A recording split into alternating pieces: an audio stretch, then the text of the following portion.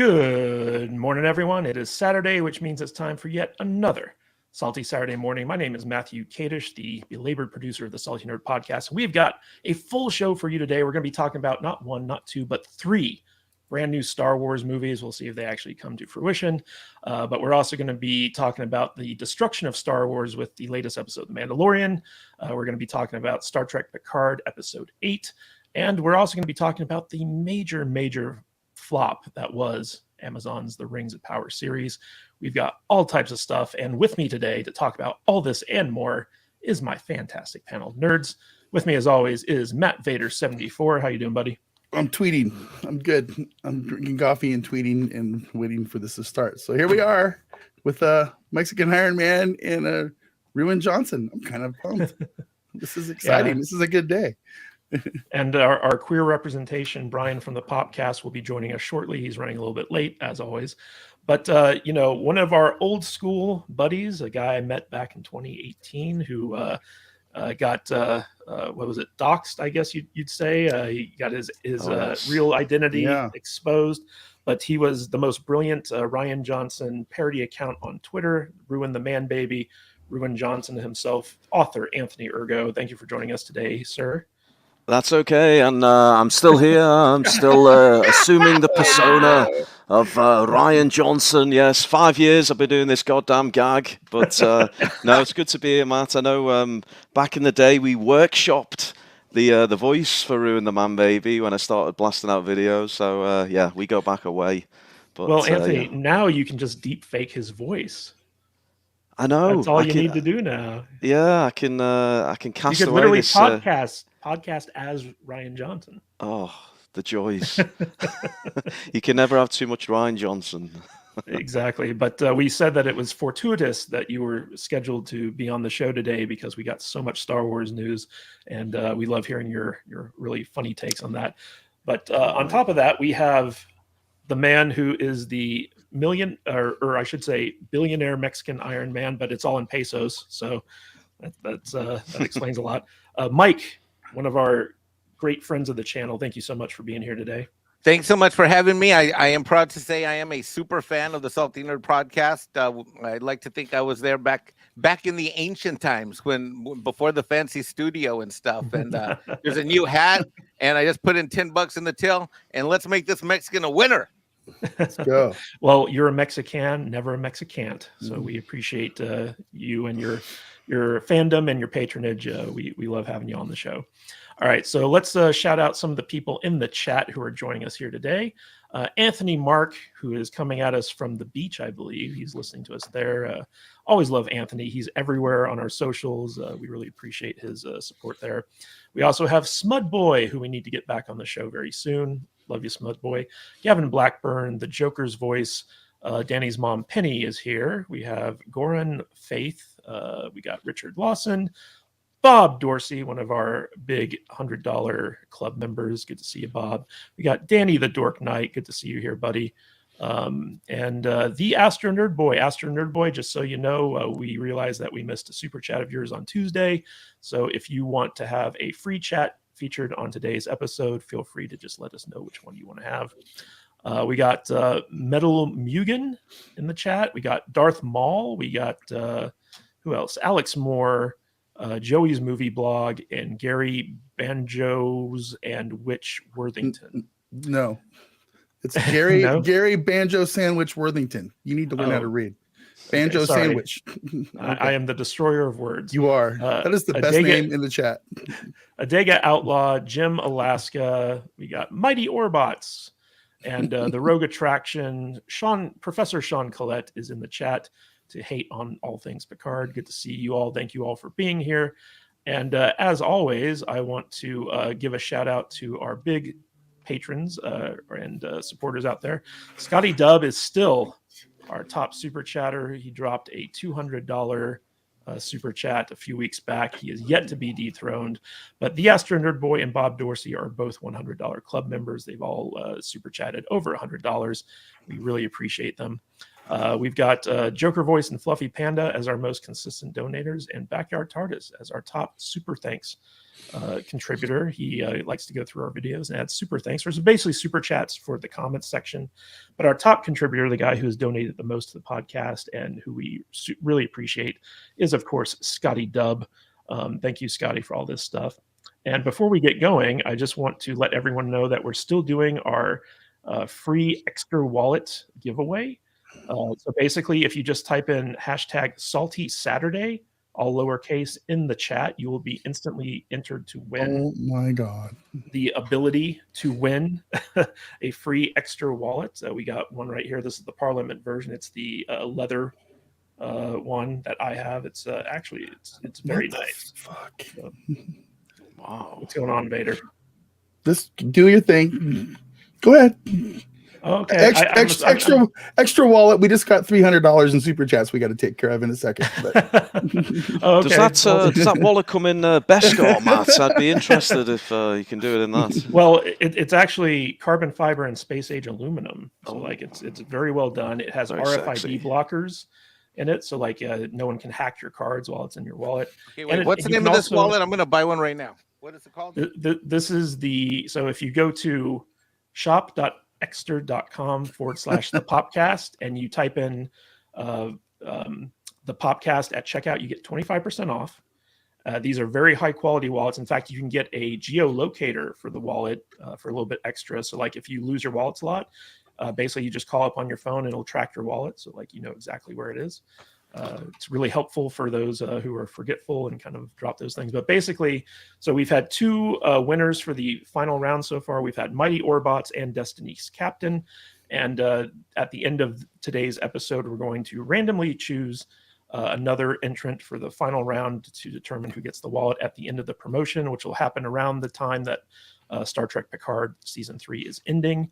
So we really appreciate everyone participating in that. And it's free to enter. You just type in hashtag Salty Saturday in the chat and you're automatically entered. And then we do a random drawing at the end of the show. And real quick, one more thing before we get to our super chats here. So we made an announcement on Raw Rant last week that we were doing a special film festival for a certain science fiction TV show out here in Vegas that was going to kind of correspond with Gary's Nerdrotics meetup out here at the end of the month. And unfortunately, we had to cancel that because of certain legal threats that were levied against us, even though we cleared everything beforehand. Mm-hmm. So I just wanted to let everyone out there know that anyone who was interested in, we're working on an alternative. We'll let everyone know about it when we figure it out.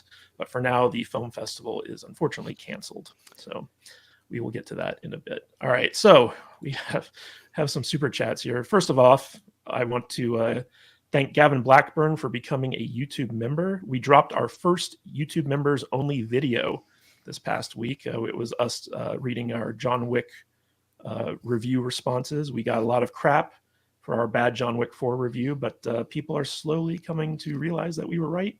You mean our excellently put together and well-produced, spot-on, truthful John Wick 4 review? Yeah, that one? Exactly. Looking at you, Mike. I haven't seen Wick 4. I haven't seen it yet, so I have no complaints. Like, I don't know if it's... I don't know.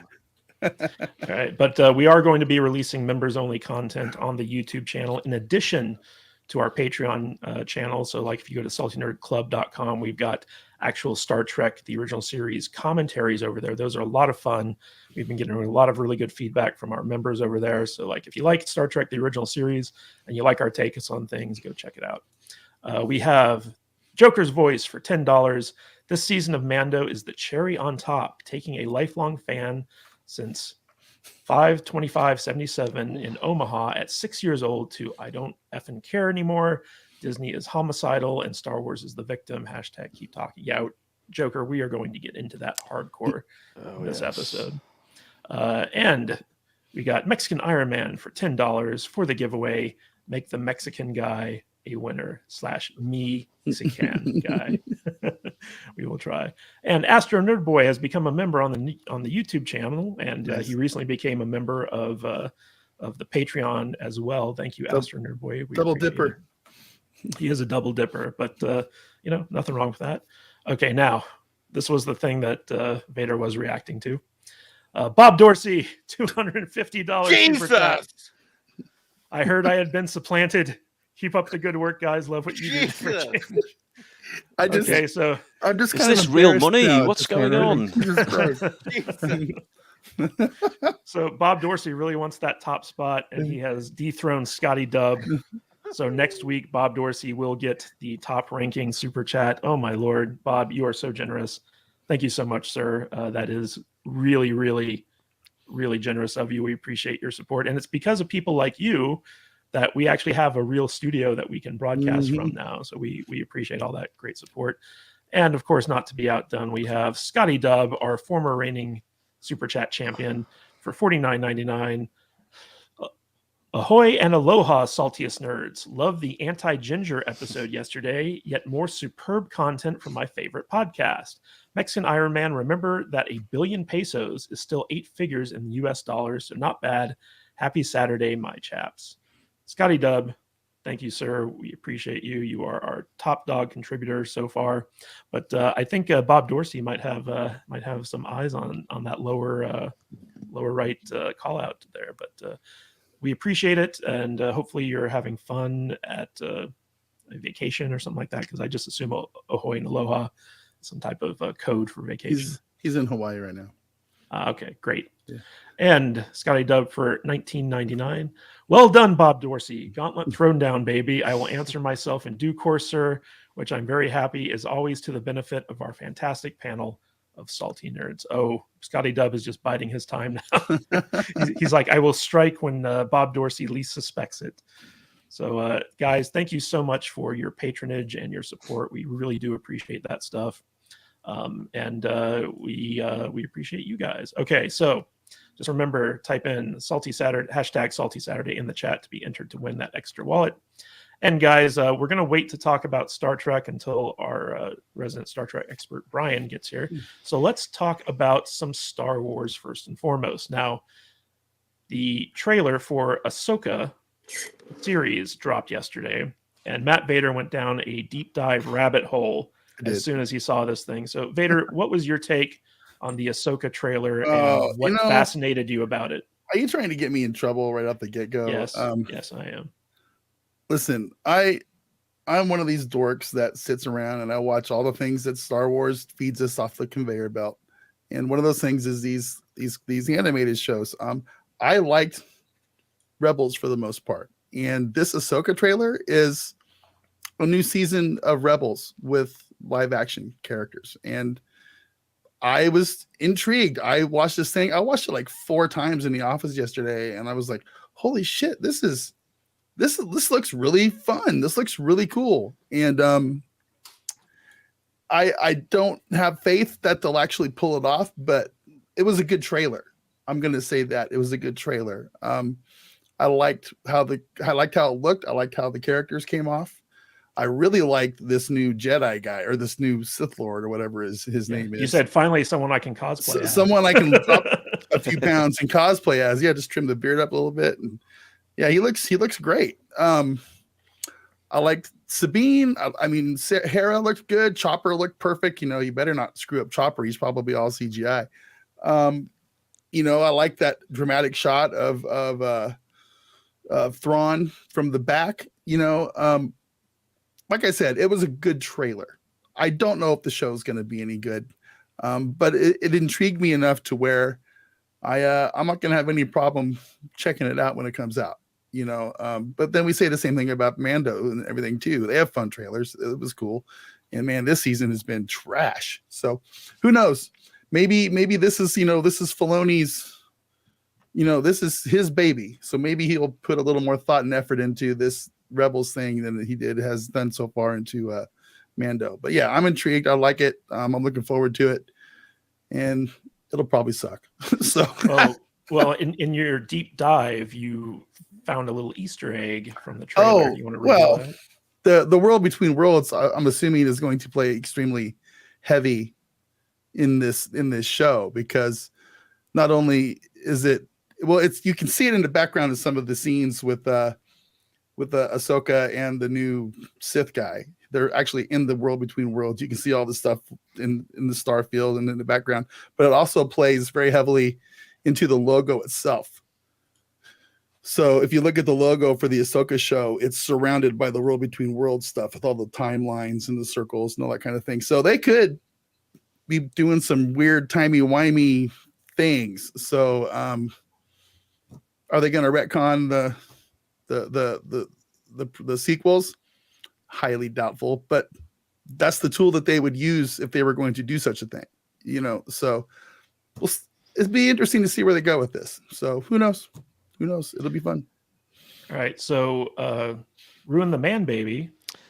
What is your take on the Ahsoka trailer? Do you think that it's going to subvert our expectations? Ahsoka. Well, I hope so, because let's face it, we've had. Can I curse on this podcast? I don't need to Yes. restrain myself. No, you can curse. Okay, we're past the watershed in the UK. I'm going to go for it. We've had nothing but shite lately from Disney Star Wars, so it would be good to get something, reasonably well written. What do I think of Ahsoka? Well, first of all, I'll admit I did enjoy some of her sort of featured scenes in, is it Mando? Was it season 2 Mando? It's all merging into one big crock of bullshit. But yeah, it was season 2 Mando. I like Rosario Dawson, who plays Ahsoka, so I'm happy to see her continuing the role. And I like Lars Mikkelsen, who I think has been confirmed as Thrawn.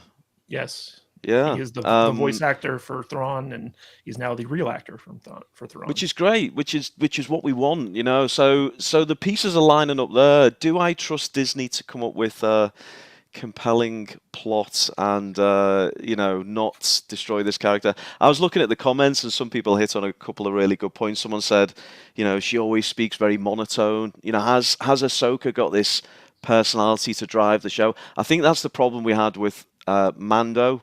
We've realized kind of 3 seasons in, he's not really got the personality. It's the people around him, and now we're finally seeing him kind of fall back into a sidekick position. So that's one concern. Are we going to see beloved characters get trashed on screen? That's a Disney trait. So that's another concern. I don't know. I'm so jaded and cynical, Matt. I don't know anymore. But I like the trailer. Of everything that, and I'm sure we're going to get into it, everything that came out over the last kind of 24 hours, that was one of the nicer things, shall we say. All right, so before we get to Mike and his take on the trailer, I just want to shout out a few super chats. We got Danny the Dork Knight, good friend of the show, for $2. Mando is now complete trash. Now, when Danny says something's trash. Yeah. He likes it really. He likes everything. He Like when he says it's trash, so good. it's wow. really trash. Danny loves everything. Yeah. The Astro Nerd Boy for $5. Hail Astro Nerd Boy. Really appreciate you. I was fine with the Ahsoka trailer. It is just a shame that the show is tainted by the fact that the road leads to the sequels. The rest, meh. That is an issue, right? Where like every new Star Wars thing that comes out, it's like, well, it's tied to the sequels. So it's still like that, just by association makes it terrible. Yeah. Then we got the Joker's voice for $2. Filoni is the apprentice to KK's Palpatine. Yes, this is true. Now, Mexican Iron Man, I don't know what your take is on the Clone Wars and the Filoni-verse and stuff like that, but what's your take? Well, I actually love the Clone Wars a lot. And I had never seen it until I broke my leg, and I was literally like leg in the air, suspended. I shattered my right leg, and I was in like bedridden rehab for like 45 days. And that's when I saw the Clone Wars, and then I saw Rebels. And so this was just like a couple years ago. I'm like with Vader. I actually enjoyed I enjoyed almost all of Rebels, and I enjoyed damn near all of Clone Wars. And I was really surprised because being that I was kind of more of a traditional Star Wars EU, like, I jumped from the movies into comic books and the books, kind of like I did with Star Trek. I started with the original series, and then I just started reading the Star Trek books. So I was surprised I liked it, but I did. I liked it a lot. Now, but the biggest Filoni fan, I don't know. I'm getting pretty. I really enjoyed Ahsoka. I mean, shit, I got her lightsaber. I own 27 lightsabers. 2 of them are the dual wields, from her. But I'm a little Disney princessed out, and so I don't know how I'm going to react to the Ahsoka show. I was very much looking forward to it, but after this last episode of Mando and the ups and downs with Boba Fett and the Mandalorian and Jesus Christ, and then what happened in Obi, it's really hard to get really inspired again. It's kind of like a bad relationship that I keep trying to come back to and hoping that things are going to work out, and then they don't. And I don't know. And as far as like retconning the sequel trilogy, man, Disney is a company that's tone deaf to almost everything. They're going to do whatever they want to do. So the odds of that happening, I just don't see any hope in that at all. If it happens, I'll be pleasantly surprised and shocked, sort of like the end of Mando season 2. You didn't see it coming and it happens, but there is no way I'm banking on any of this stuff. I'm just really worn down as a Star Wars fan in general, and I'm no fan of Disney these days right now because Mike, of the other stuff. I wanted to ask you, there are a lot of YouTubers out there who were very emphatic by saying that Disney was planning on retconning the sequel trilogy out of existence. And it seems that their latest announcements proves that that was never the case and that they're not going to do that. Do you have any takes on that? I'm not. I'm surrounded by people that do rumor videos and rumor channels. I don't know. I have no contacts in order whether to judge it one way or the other. My view on this thing is that I will see anything when I will see. I don't spend a lot of time thinking about will this or won't this. I just look at what is. When I look at Disney as a company and what Star Wars is, I take it for what it is and what it isn't. Right now, it sucks and it's disappointing. I mean, I have Star Wars stuff here. I got helmet there. I mean, I've been a fan for God knows how long. It's really hard as a fan to watch an IP, and I'm not going to call it a franchise. We got to stop using the word franchise because I'm in business, and the word franchise means when you get something of the same quality over and over and over and over again. That's what a franchise is. It's when you have a certain product or service, and you deliver it over and over again the right way. These are not franchises. These are IPs that are getting obliterated. Real quick, we have a super chat from Fluffy Panda for $5. It's crazy how easily seduced we are for new Star Wars, forgetting all roads lead to Rey and Jake Skywalker.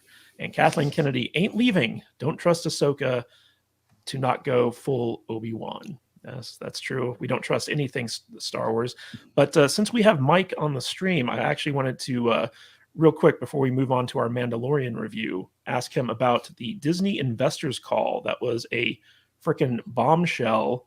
Apparently, some callers got on the line with Bob Iger and started calling him out on Disney's various woke practices and their mishandling of beloved franchises and stuff like that. So, Mike, I wanted to get your take on that investors call. Can you kind of give us a little primer about what the setup was and what happened on it? Sure. So I covered it live. I was listening to it live, and I was covering it live on YouTube on VR's channel. And the call began. There was 3 components to that hour and however many minutes. The start off went really great. Like when I mean, as a critic of this company, I was really actually pleasantly surprised by what I saw. It was a produced video shot in Orlando featuring Bob Iger, and it talked about the history of the company, Americana, the attractions. They had the announcement that they were going to do the live action Moana thing, but I don't care really about that. But I'm just saying the overall that first component, I'm like, wow, Disney's listening and they're going to get back on track and they're going to focus on things that make money. And as a harsh critic of this company, that first segment when it ended, I'm like, wow, good job. And frankly, I'm going to be blunt.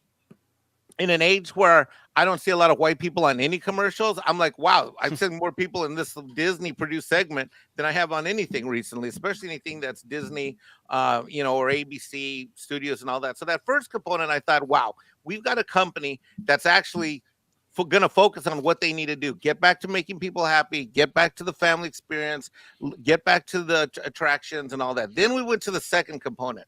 And in the second component of that investor call, you had the proposals being submitted, and there were some proposals brought forward, and a couple of them that have not gotten a lot of attention on YouTube and almost no attention on the media were investor proposals that essentially would have set the company off of what we might call woke agenda, away from the politics, getting it back. And there were formal proposals that were submitted. Now, of course, they were voted down. And the general counsel, who is the secretary of the corporation and represents the board's view, said, we recommend voting against it because the vote happens by a percentage of the shareholders, and corporations like BlackRock, who are investors, have so many more votes that they drown out people like me that are an individual Disney stockholder. Hell, they even drown out people like Ike Perlmutter that has $3 billion worth of stock.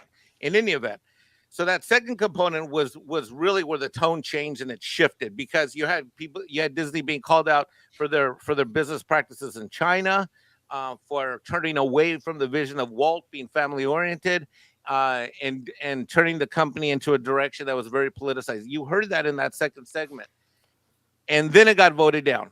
Well, then we went to the third component, and already the tone had shifted. The tone had shifted from like, holy hell. But then the people got voted down, and then you figure it's going to go back to milk and candy and Oreo cookies. And the third component is where the retail calls happened. And the retail calls are where the individual investor calls came in. And sure, there were like 2 or 3 that were either innocuous. The last one was pretty pro-Disney. But man, oh man, those other calls that got in, there was one that was kind of like, temperature kind of pretty warm, and the other 2 were pretty boiling. And the one caller from New York, literally, you could hear the passion in his voice that expressed so many of the things that say we've heard from your channel here in the Salty Nerd Podcast, other YouTube channels, other places around the globe. You heard that passion come through about how he wanted the company to turn away from things. And frankly, he even used the G word, which rhymes with Broomer. He used the G word. And you could visibly see Iger get shaken. Like he was trying to hold it together, but you could tell on that phone call by listening to him. In fact, towards the end, before that last caller came, you heard Bob say, before we wind down this call, let's go ahead and talk about, and that you could tell he's looking around the room and he's shutting the thing down. To me, there are 2 takeaways that I took from this, or maybe 3. Let's go with 3. One is that we're not the only ones that are upset. The retail investor, the average person calling in from Reno, Nevada, New York, or whatever, they're just as concerned as people like you and your channel, Matt, and your colleagues have been for years calling this stuff out. So that kind of concern is everywhere, because for them to get through, they had to get through the screeners. It would be a lot like, for example, me trying to get through Paramount and trying to say, yeah, I want to talk to Alex Kurtzman, tell him what a great job he's did with Star Trek Discovery. Meanwhile, we all know what Mexican Iron Man's really going to say if I get Kurtzman on the phone. And so that kind of thing had happened. So you have screeners that are supposed to block that stuff, but these people are getting through. What I found incredibly alarming and disturbing was the fact that he equated Disney's woke and pro-progressive political agenda. He equated it with World War II, and he equated it with the civil rights movement.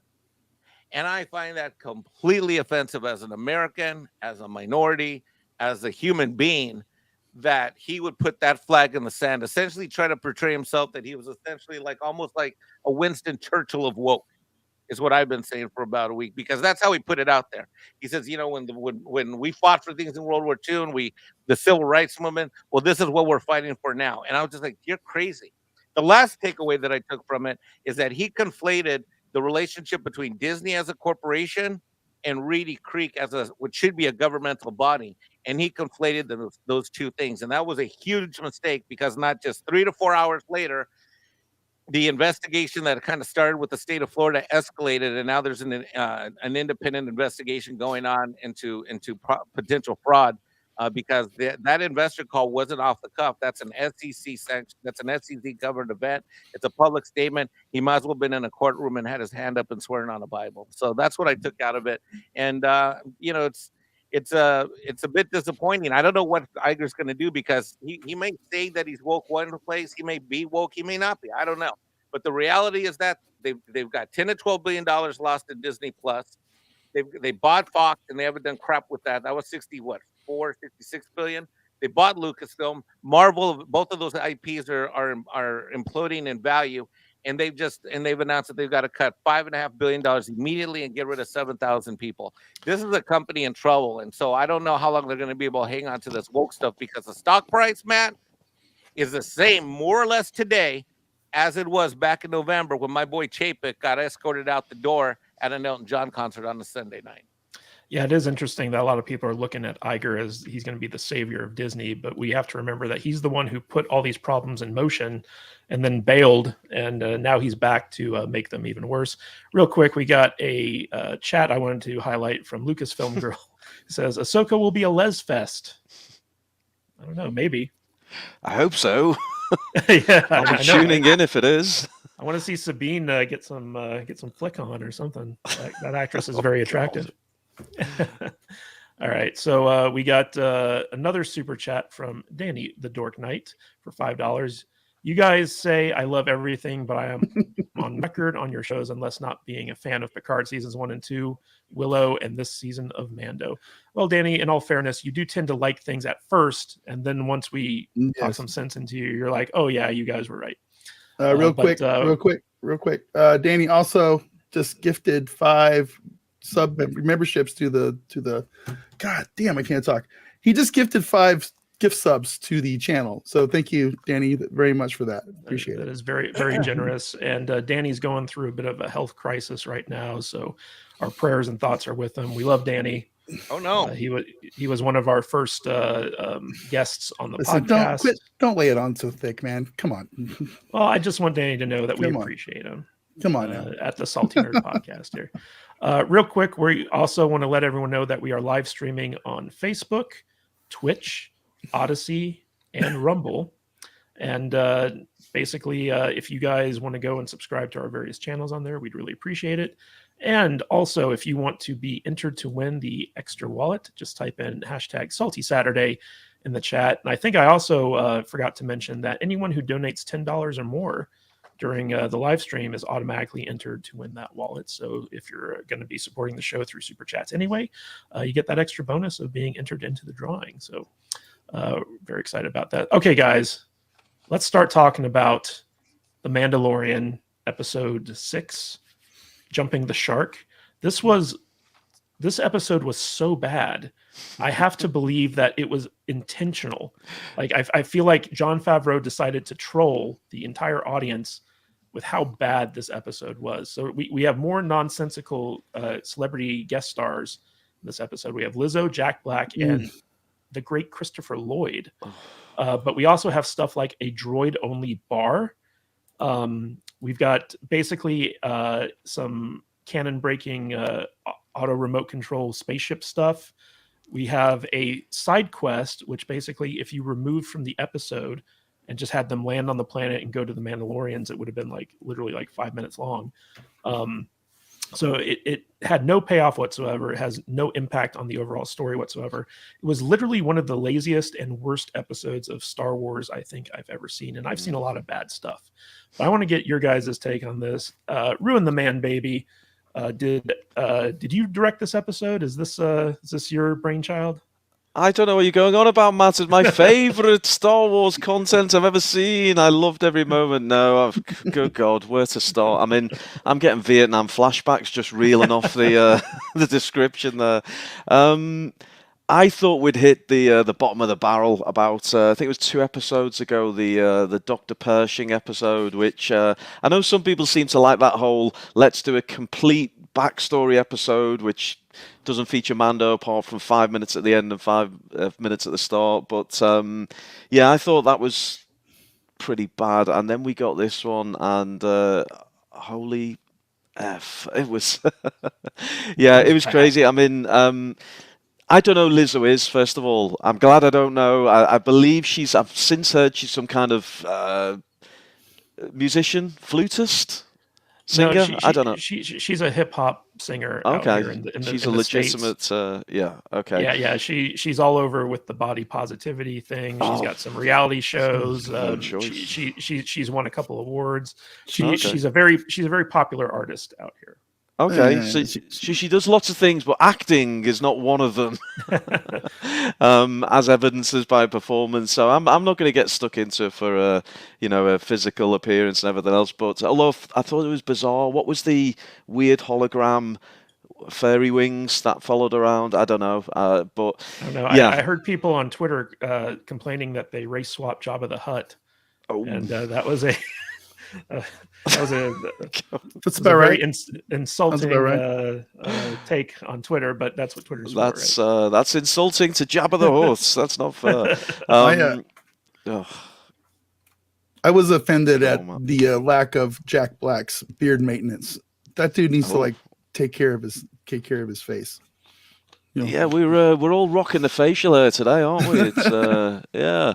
Has Brian got a bit of facial hair? I don't think we should let him on Oh, if he yeah. hasn't. Yeah, Oh, he good. does. Very good. Yeah. Brian has some major facial hair. But what was the most insulting moment of this episode for you? The most insulting part of the episode. I mean, it was a general insult to my intelligence, if I'm honest. I don't know. I mean, I guess, we can go into the detail, but it's just this notion that we just get getting served up side quests. It's like, really? Are you really just going to turn every episode into some computer game side quest? And this was the worst of the lot. I mean, it pushed the boundaries of logic. I heard someone saying, "Oh, I really love the detective style adventure." I was like, what? It made no sense. I don't know, the droid getting put into a mortuary freezer. I mean, where do I go? I I don't didn't know. even think about that. There's so much. The game of crochet with strange alien beetles. I mean, it was honestly. I think. Okay, I'll pin it down to one thing. I think throwing cameos like turds at the wall and hoping that they stick and somehow elevate the show. And I'm the biggest Back to the Future fan, and I hated seeing Christopher Lloyd in this. I really did. So there were two things that really bothered me about this episode. The first is that we have Christopher Lloyd's character who's a separatist, and he's upset that this independent city-state colony that is not part of the New Republic or any Imperial remnant is too soft. Like he's basically living in his paradise, right? Like they are separated from all galactic governments, and yet it's not good enough for him. So I thought that was kind of weird. But the thing that really got me this episode, I want to get Anthony's take on this, and then we're gonna go to Mexican Iron Man, is at the very end, Din Djarin is just like, hey, Bo-Katan did this thing where she defeated the guy who defeated me, so I'm just going to give her the Darksaber. And all the Mandalorians are like, yeah, okay, I believe you. Checks out. I didn't see it, but yeah. It's like, okay, we're just going to take Mandalorian at his word. That to me was a bridge a bit too far. Like if Bo-Katan had showed up with the Darksaber and said, I won this, fair and square, from the guy who defeated him, it might have been a little bit better, but at the same time, it's just like, first of all, none of the Mandalorians really trust Din Djarin, right?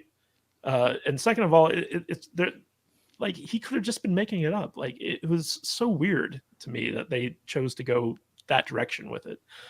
Anthony, what's your take on that? And then I want to hear Mike's take. Yeah, it's a good shout, Matt. And really, that the last 5 minutes were the only real part of the whole show which contributed anything to the, if you want to call it an ongoing arc or plot. What it smacked of to me, and probably you'll relate to this, Matt, you're a writer, I've written a few novels. It felt like they'd written themselves into a bit of a corner with the whole Darksaber, and they suddenly thought, we've got to get this back to Botox Kara. Now we're going to do it, and they just kept, it just felt like they pulled it out their arse on the spot. There was no thought, and like you say, no one bought it. No, absolutely no one bought it. I think I posted a meme. 6 episodes ago, it was Mando was like, here, take the Darksaber, and Ahsoka's like, no, and then now it's like, here's the Darksaber. He's like, yeah, okay, and it's it's really, it was bad. Yeah, it was bad. The way they just come in there and go, hey man, I did this thing with her and she saved my life, so I'm just gonna give her the sword now. Is that okay? Yeah, cool. And I also went fishing and caught this really giant fish. It was huge. They're just gullible. I don't understand. They just made the rest of the Mandos look really bad to me. It's like it's very strange. It's very strange writing to me, and I don't get it at all. So yeah, Mike, what was your take on that? I think that there was not someone that was giving this entire show from the beginning to end as one huge season arc any love and attention. And I think when you have, I agree with you completely. I'm not sure what scene upset me or bothered me or took me out more. Was it when Lizzo and Jack Black showed up, or that scene that you just recounted, Matt? Because I actually was kind of into that kind of storyline. The dark saber. I collect, like I said, I have 27 lightsabers, and right after I saw the dark saber back in the Mando when it popped up, I had someone make me one, and I was kind of, I like that storyline, but it's just to cheapen it out. It's diluted. It's like taking concentrated orange juice and just pouring a gallon of water, and it's like it's nothing. I mean, and they keep doing this over and over again to the stories, and it just drives me nuts because I've written well-written Star Wars books and comic. I mean, good God, comic books have the least number of words per page, and I've enjoyed more Star Wars comic books than I've been able to stomach the lines in these episodes, and the amount of money that they're spending on these episodes. These are the CGI may not look great, and the acting may be. I mean, I'm sure Lizzo walked away with a good check. I'm sure Jack Black walked away with a good check. You're telling me we couldn't have paid somebody less who's a much better actor to deliver those lines, which were weak anyway in the base case. I mean, and that was one of the charming elements that you had back when Star Wars was at its genesis, is that you had actors actually portraying characters, and the story matters more than a celebrity appearance. And I think when you look for notoriety and celebrity, it reeks of desperation for popularity. And that's not who we are in our DNA as true Star Wars fans. Matt Vader, what the fuck was up with the droid bar? I don't know, man. I guess droids just need some relaxation time. They work. Listen, they work hard all day. They're basically slaves. So when they're not there, they have to have a place where they can go be social with other droids, get their drinks. Probably a lot of oil-based drinks, right? Get everything lubed up and good. And they kind of like get it out of their system. So yeah, why not? Why not have a droid bar? I mean, come on. I mean, they shouldn't be able to just go plug themselves into a wall and recharge or something, right? So I mean, how boring is that? Droids follow programming. Am Right. I not wrong? It's like, you're right. Are they programming them to like want to socialize and drink and resent their tasks? I really don't get this. You see that? Droid lives matter, and they need to have some. Matt, we can't let these droids congregate in bars. They're going to start to unionize. Matt, That's right. they're going to. We need them to do what we need to do. Well, it's like most bars don't serve their kind, but I just assume that was because droids don't really drink anything, and so they're just taking up space. But I guess modern Disney Lucasfilm era Star Wars continues to prove me wrong. Anthony, was this a Rian Johnson invention, do you think?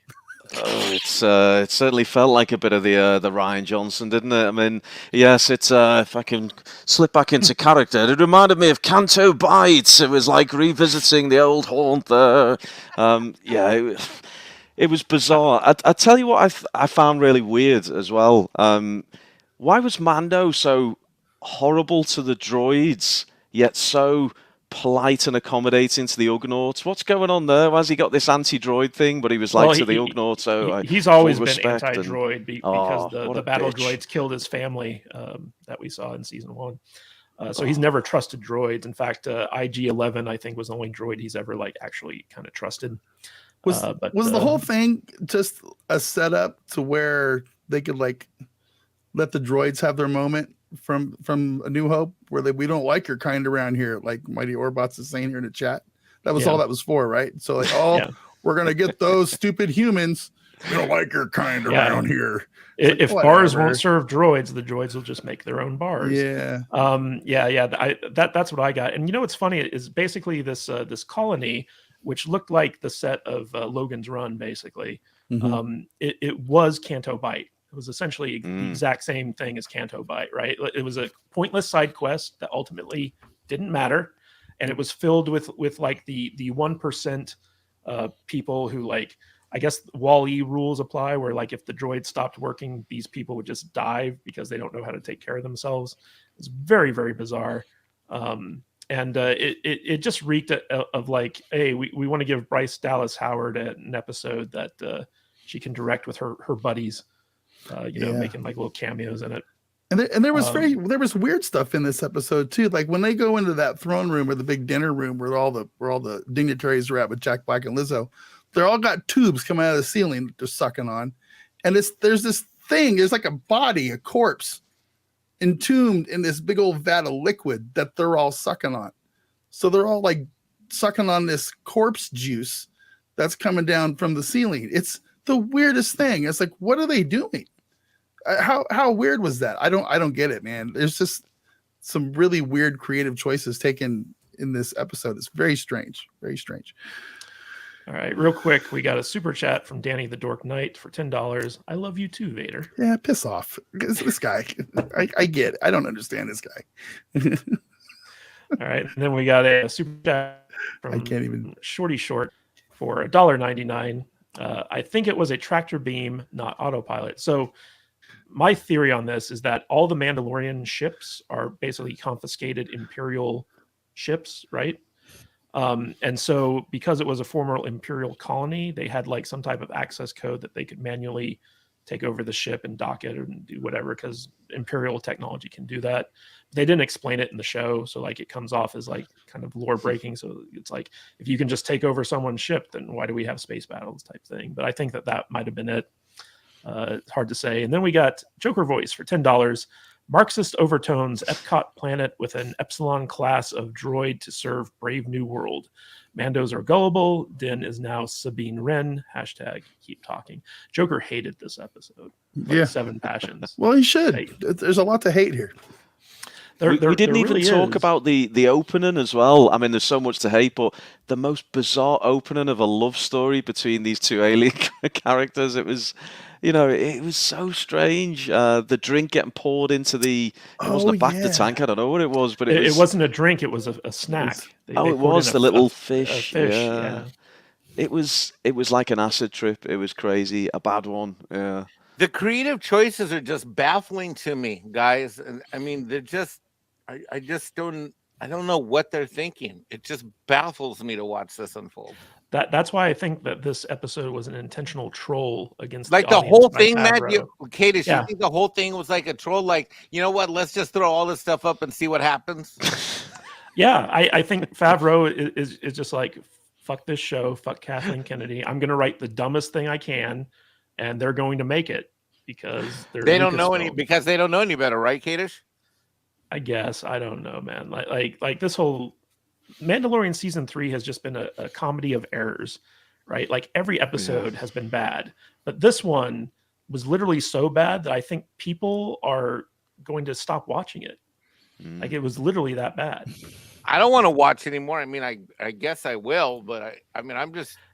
I'll watch it. I felt dirty and stupid as a Star Wars fan when I was done. Like you know what I mean? Yeah. It's like I felt like. No, this has escalated into bad cosplay fan fiction territory. Like it's really like that terrible. Yeah. Like I'm actually surprised that Ryan Johnson isn't writing this season, because maybe he is that bizarre. He's too busy writing terrible mysteries right now. So it's Mike's right. It did feel like a dirty watch. It felt like trying to masturbate to Lizzo. And you get there in the end, but by God, it's a tough walk to go. It really is. Like you have to wonder, because scripts go through numerous approval stages, right? Yeah. Like you have to wonder, like who looked at this and was like, oh yeah, this is a good idea. Let's make this episode. Makes no sense. Like literally, like if you cut out the entire subplot of them trying to figure out why the droids were malfunctioning, this episode would be like 3 minutes long. Mm-hmm. There's nothing to it. They fly in. She goes, "Hey man, I want my fleet back." And they go, "No, you're not our leader. Only the person with the black saber is our leader." And Dan is like, "Oh well, I'm just gonna give it to her then. Okay, is that cool?" "Yeah, man, that's cool. All right. Okay, you can be our leader now. Okay, can I have my fleet back?" "Yep." End of episode. That's it. That's all there is to it. That's all there is to it. The Mandalorians are just like, oh, hey, I guess our planet's livable now. Let's go back there. There's so much weird stuff going on, and it's all if their planet's livable, why didn't they just go back there instead of going back to Rocky IV's planet or whatever over there. You know, what's his name? Carl Weathers. Yeah. That's a good question. Why not? Yeah, it's like obviously there's not a lot of places where they can like. I mean, can't they just fly into Mandalore and land their planes and I guess not. set camp up somewhere? How hard is that? I mean, come on. I mean, like, as long as the air is breathable, right? They could easily live underground. Who are they fighting to retake Mandalore? I don't know. I mean, look, I'm a guy who does outdoor tactical stuff all the time. I had to ask the stupid questions like, is there no other flat surface on the planet besides next to a freaking dinosaur that eats them that they can train at? I mean, there's no flat surfaces anywhere. Like, no, let's go down. Let's go down by the river where we get eaten all the time. But also, apparently, there's a planet like 2 minutes away via spaceship where they could go and just like resettle if they wanted to, Like, or at least like draw resources from and have like a trade route going between that and the charred plant remains of Mandalore. Like, it doesn't make any sense at all what's going on here. But that's Lucasfilm for you, you know. So we got a $2 super chat from Danny the Dork Knight. Acknowledge me, Vader. Let's move on. Acknowledge Danny. Move on. Acknowledge him. Not you will gonna say happen. his name. I will not. His name. I have spoken. And we got a $4.99 super chat from Dash Attack, VTuber English. Is this the biggest drop for what has been a phenomenal show? I don't hear anyone talk about it unless something cringe happens. I mean, we've been talking about every season. We're talking about every episode. Yeah, we acknowledge when it's good. It just so happens it's mostly not good. Mostly not good. Mostly not good. Especially like the Book of Boba Fett was the start of the downward spiral here. And that was Mandalorian 2.5, season 2.5. And going into season 3, now they did announce at Star Wars Celebration that the Mandalorian is no longer just about Din Djarin, right? It's now being kind of expanded to all the Mandalorians. So he's no longer the main character. So we may even see him written out because they probably don't want to deal with Pedro Pascal much longer. Yeah, what do you guys think of that? Do you think that Din Djarin's story has run its course? Because he's no longer bounty hunting. Like, that was the cool thing about season 1 was get to see the bounty hunting. Din Djarin is like the best babysitter I've ever seen in Star Wars. He is really good at babysitting. Yeah, I mean, he puts a child in a cockpit while he's fighting a space battle. So if you want to call that good babysitting, maybe you're right. Maybe he's the worst babysitter. I mean, someone put it in the chat, and I didn't catch who it was, but they basically said, "What's the story for Mando's season 3?" And it's a really simple but good question. What is the story? What's Mando doing? What's he doing with Baby Yoda? We just don't know anymore. It's yeah. Well, I mean, the quest that they set up for season 3 was that he had to go bathe in the waters or the living waters and get back into his clan, and they did that by like episode 3. Yeah. There are only eight episodes this season. We're already at episode 6. So like, I want to know like what's the next quest? Like, Mando goes and gets a manicure at it and has a spa day. No, the next quest is he has to go find a quest giver, and he's gonna get told to go get him 12 skins of baby mythosaurs. Then he has to go back and he'll get some copper pieces, and then he'll go for your next quest. You need to go down the road to the barbershop to barber or whatever. Yeah, it's ridiculous. Well, and it's gonna be Vader heard a rumor coming out of Star Wars Celebration that will pay off the IG-11 storyline of resurrecting IG-11. Yeah. Do you want to share that with? What I heard that I swear that I saw this online or heard it from somebody yesterday. That IG-11 is going to be Baby Yoda's mech. Essentially, they're going to make it so Baby Yoda just goes inside IG-11 and he just controls them like a Robotech or something. Wow. So yeah, that'd be so IG-11 becomes Baby Yoda's suit of Mandalorian armor. I mean, we've seen this before. He's in the driver's seat, like the guys in Men in Black. Yeah. You know, think of the Funko Pop that would make. Dude, holy shit, that would make an awesome $100 Funko Pop. Oversized, large, Baby Yoda IG-11 mech. No. I mean, we've seen BB-8 controlling the remnants, the legs of a Scout Walker, wasn't it, in My Perfect Star War? And what else do we have? We've seen, I don't know, I'm sure we've seen other versions of this in Disney Star Wars, but that just sounds I hope they do it. Please do it. I do. I hope they do it too. It's so stupid. I have to believe it's real at this point. Like the Serious, dumber Gatish?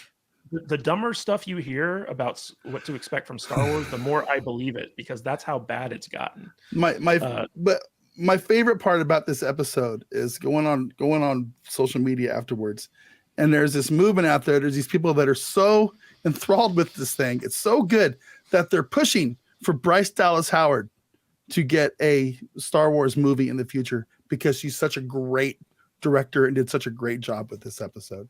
Oh, I don't know about that. Can you imagine? She's directed an episode every season. Yeah. And I have nothing against Bryce Dallas Howard, No. but TV directing is very different from feature film directing, because like feature film directors have a lot more say in the creative process than TV directors do. TV directors just basically show up and point the camera, right? Yeah. So, I mean, the Howards are responsible for some of the worst Star Wars content, not just Bryce with some of her episodes, but don't forget Ron's effort with Solo, the movie. So I don't think the Howards should be anywhere near Star Wars, if I'm honest. Real quick, point. Danny the Dork Knight for $2. Salty Nerd Podcast, acknowledge me. What's he up to today? About $30? He's dropped more money on this stream than he has. I'll say his name if he before. gets to like $50. All right. I vote we give Danny a $50 minimum. Yeah. $50 minimum. We'll dox you at $50. And we have Jeffrey Jackson for $19.99. No comment, but thank you, Jeffrey. We appreciate the See, support. Jeffrey Jackson, I acknowledge you. Thank you so much. And Whiskey Jack for £2. Grogu, the dollar store Iron Man. Yes, There that's it pretty is. much. There it is. That's what it is. We have Mexican Iron Man. We have dollar store Iron Man. It's all good. And of course, joining us now, our Latinx representation. He's here. He's queer. He's Brian from the Podcast. Finally made it today. Oh man. I'm so sorry. I'm so freaking late. I apologize. Hashtag like- Team Brownie. There's yeah, that's right. Latinx brothers. There's a family reunion going on right now, and I had to drop my kids off. My wife was like, "Yeah, can you just drop them off before you stream real quick?" I'm like, "Yeah, sure." Like, where are they? Like, we're down at the park. I'm like, "Oh, okay." The park 2 cities away. So I'm on the way, and I get the text, and so I apologize, guys. Sounds like a Mandalorian side quest you've been on there. Yes, that's what parenthood is. Just a series of crappy side quests. Brian, we just got done talking about the latest episode of Mandalorian. Was there anything you wanted to add to that? Oh my god, I can go on for days, so I'm just gonna add this real quick. What the fuck is going on in that show? Like, I don't get it. I thought you guys were being like facetious and sort of nitpicky, and then I finally caught up, and I'm like, I don't understand. Like, the logic just doesn't make sense. Before it was like, oh, this is boring. Now things don't make any sense. Everything is like, I don't even. They're doing it to sell toys. I don't even know if that's the case anymore. I think that there must be like 15 people writing this thing, and they all just turn their papers in haphazardly. I don't think anyone's communicating. Either that, or it's being written by ChatGPT. One of the two. I don't agree with that, because ChatGPT would be writing better Star Wars than what we're currently getting. I guess you're right. Real quick, Vader, Danny called your bluff. $50. Oh from man. Danny. Vader will now acknowledge his tribal chief. He's not my tribal chief, but I will acknowledge Danny, and I will say thank you for the $50 plus all the other donations today. You're working hard, buddy. You're working hard. I feel Thank you. guilty if when I come to Vegas, I'm gonna have to like take him out or something. Yeah, come over to the studio. I'll give you a hat, bud. Done. We Done. all love Danny here, and he's been extremely generous this stream. I think Bob Dorsey set the stage early on here. Everybody's being very generous all around today. It's wild. Oh It's yeah, like this payday or something. I think us bashing Star Wars has loosened up some wallets. Well, either we either can- that or Anthony Ergo is just yeah. extremely good luck for our stream. I got to start bashing Star Wars more often, man. What am I doing? I know, know. right? And Jeffrey Jackson for $9.99. Thanks for acknowledging me. I love man babies analogies about acid trips and masturbation. Also liked Iron Man's Disney take. Appreciate you guys. We appreciate you, Jeffrey. Thank you Yes. for your support. Thank you, Love it. Jeffrey. I'll get you a signed copy of The Last Jedi. It's coming on its way to you. All right, guys. That's So great. I want to get into the Star Wars movie announcements because All right. the movie verse for Star Wars has been all over the place lately. We got a lot of cancellations, and then we get a lot of announcements, and then we get more cancellations. So out of Star Wars Celebration, which I watched the live stream of a little bit today, it was so cringe. Like I can't believe that people actually pay to go to that thing because it's so painful to watch. I saw Anthony Edwards there talking to some like remote control robot, and it was so bad I had to click off. But so no word on the Taika Waititi Star Wars movie. Apparently that's still going forward, but they didn't mention it when they made these announcements. But we got 3 big Star Wars movie announcements, and instead of doing them, we're going to take them one by one, get everyone's takes on them. So first of all, friend of the podcast, James Mangold, is getting his very own Star Wars movie, but it's kind of weird. So it's about the first Jedi. It's about the discovery of the Force and stuff like that. And Mangold has come out and basically said that it's going to be like a biblical epic, and it's set 25,000 years before New Hope, right? So like when you're going that far back in time, you're not going to have spaceships or anything like that. It's basically going to be a sword and sandals type thing where people discover the Force and a guy learns to master or something like that. It's very strange because I don't think it's going to be very Star Wars-y, but he seems to think that this is the best idea since Indy 5. And I also noticed that he was also talking about his role in Swamp Thing. So he basically confirmed that he's going to be writing and directing the Swamp Thing movie for DC. But I think he kind of mentioned that to hedge his bets because if Indy 5 doesn't do well, they're probably going to fire him from Star Wars, just like they did with Colin Trevorrow and stuff like that. But Why is he working on Swamp Thing? I'm sorry, go ahead. Well, I mean, I don't know. I guess they just hired him to do it. But Matt Vader 74, Yeah. What's your take on The First Jedi? So first off, I don't understand why you say we couldn't have spaceships 25,000 years in the past in a world where they have entire planets that are covered with cities and spaceships and stuff. I don't know. I'm intrigued by all of these announcements except for the Rey one, but this one, it's basically wide open. He can do whatever he wants, right? I mean, I'm sure there's some books or something that I haven't read that are probably going to be pirated heavily for this kind of stuff, but I don't know. I haven't given a whole lot of thought to any of these yet because I don't really believe any of them are going to be made until we actually see a trailer for them on the screen. You know what I mean? I mean, Kathleen Kennedy's track record with movies is terrible. It's absolutely terrible. So aside from something that I see a trailer for, I don't believe it's real, but they have grand plans. So I guess we'll see what happens as far as this one goes. Yeah, might as well. He can go do whatever he wants, right? It's 25,000 years in the past. So it's a blank slate in whatever.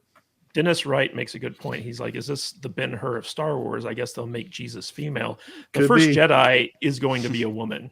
It's going to be a woman of color. I guarantee it. I guarantee it. It's going to be Lizzo. Oh, no. It's going to be Lizzo. Ruin the Man. They're going to go Doctor Who style, you're saying?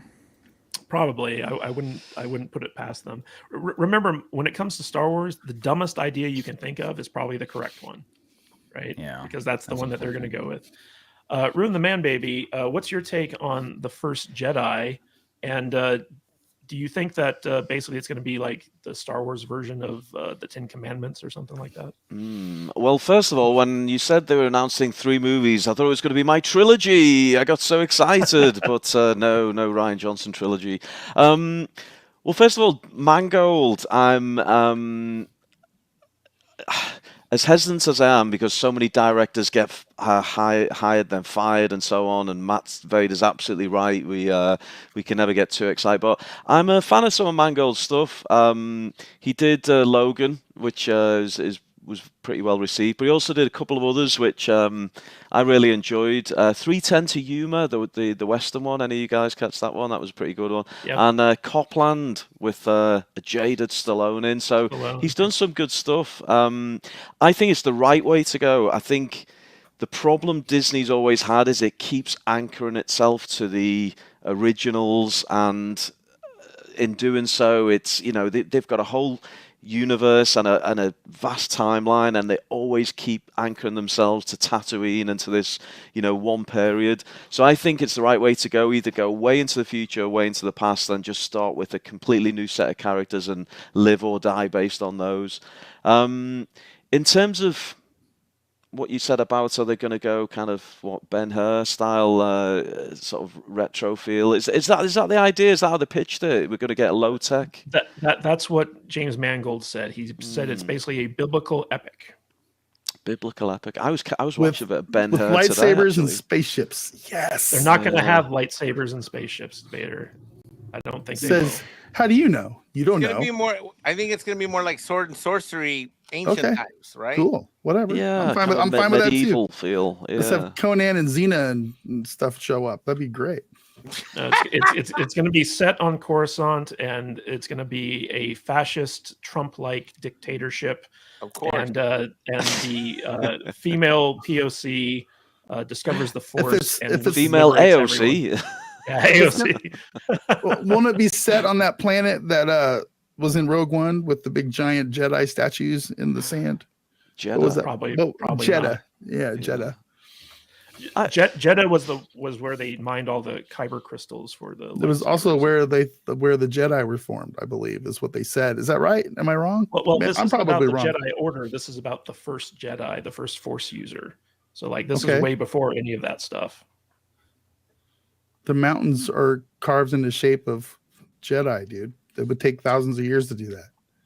Well, this is 25,000 years in the past. So They could do it faster if they had a kyber crystal and a saber. Man, it's gonna be a fun next few years arguing with Kadish about the first Jedi. Okay, maybe we can piss James Mangold off at some point. That'd be great. Oh, I'm sure he's watching right now, just being like, Kadish, because you know he really does care about my opinion. He really does. Brian from the Popcast, what's your take on the first Jedi? Real quick, Brian, I wanted to ask you this too.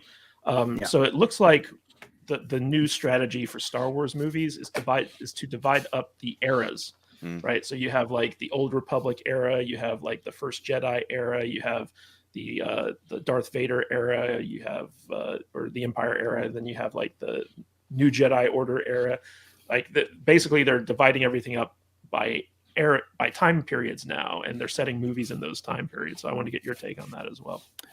Yeah. So I'm of two minds here. First, I sort of agree with Vader. I think the idea of the first Jedi is a cool idea, or it can be if done correctly. Mm-hmm.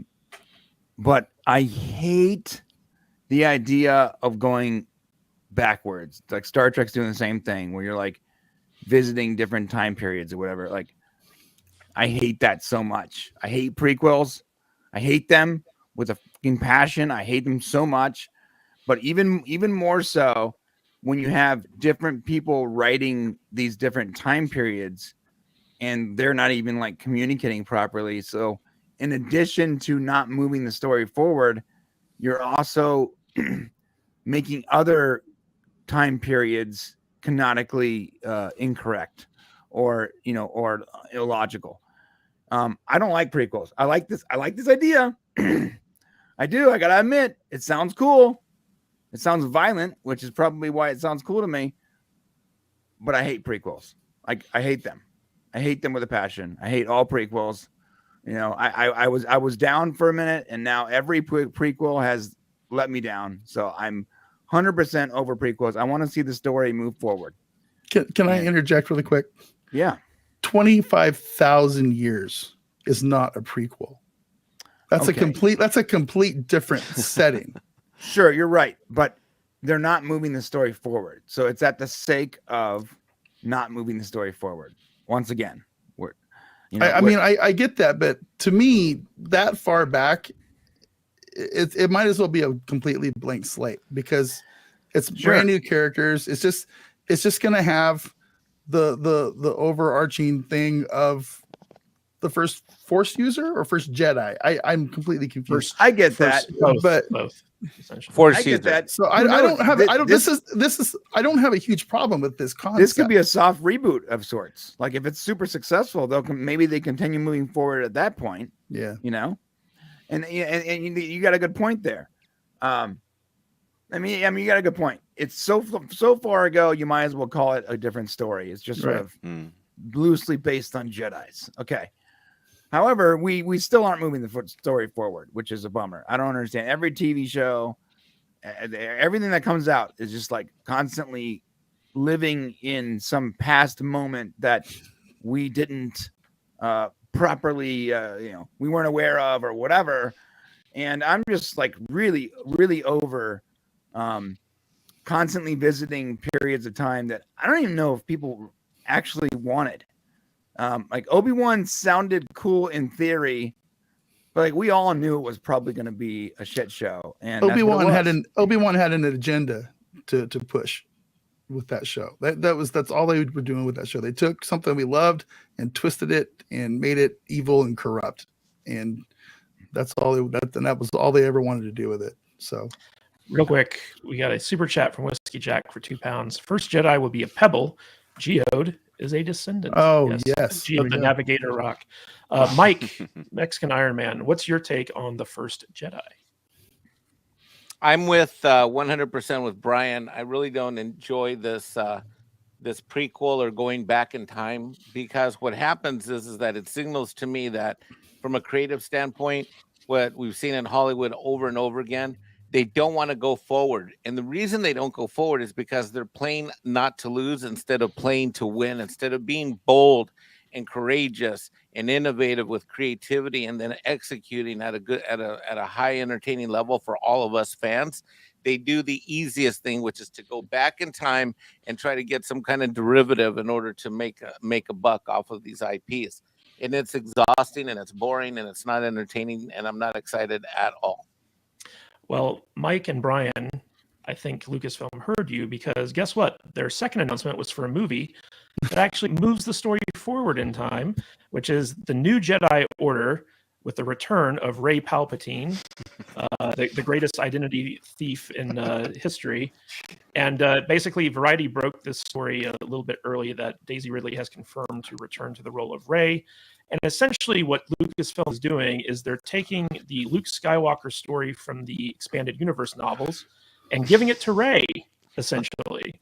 Like that's all they're doing. So the movie takes place after the sequel trilogy, and it's about Rey starting up the new Jedi Order and training a new generation of Jedi and facing the problems that encounters. And she is going to be the main character. There's no word on Finn returning, on Poe returning, or any of this stuff. Hopefully we actually get a conclusion to Maz Kanata's story for another time deal with how she got Luke's lightsaber, but that's neither here nor there. Basically, we have our first female person of color directing a Star Wars movie. She had done a couple episodes of Miss Marvel and some short documentary films that won some awards about a decade ago. And that's a big deal, apparently. And Stephen S. DeKnight is taking over writing duties from Damon Lindelof, who basically, I guess this was his brainchild, because he turned in a script before he fucked off. I'm just wondering, it's like, who thought it was a good idea to bring Rey back? Everyone is over this character. Nobody liked her. You know, I think it's the guy on the panel. She was a pure agenda, like Mary Sue. wasn't Go ahead, Vader. didn't all the main characters, three big ones from the sequels, didn't they all kind of swear off coming back? I mean, Throw enough money at someone. Daisy Ridley hasn't been working lately. Yeah. What's she done since Star Wars? I don't recall hardly anything. Daisy got to eat. Yeah, she does, I guess. I mean, It like, doesn't have look you like seen she her on does. stage? I mean, literally, she needs a Whopper no onion combo like stat.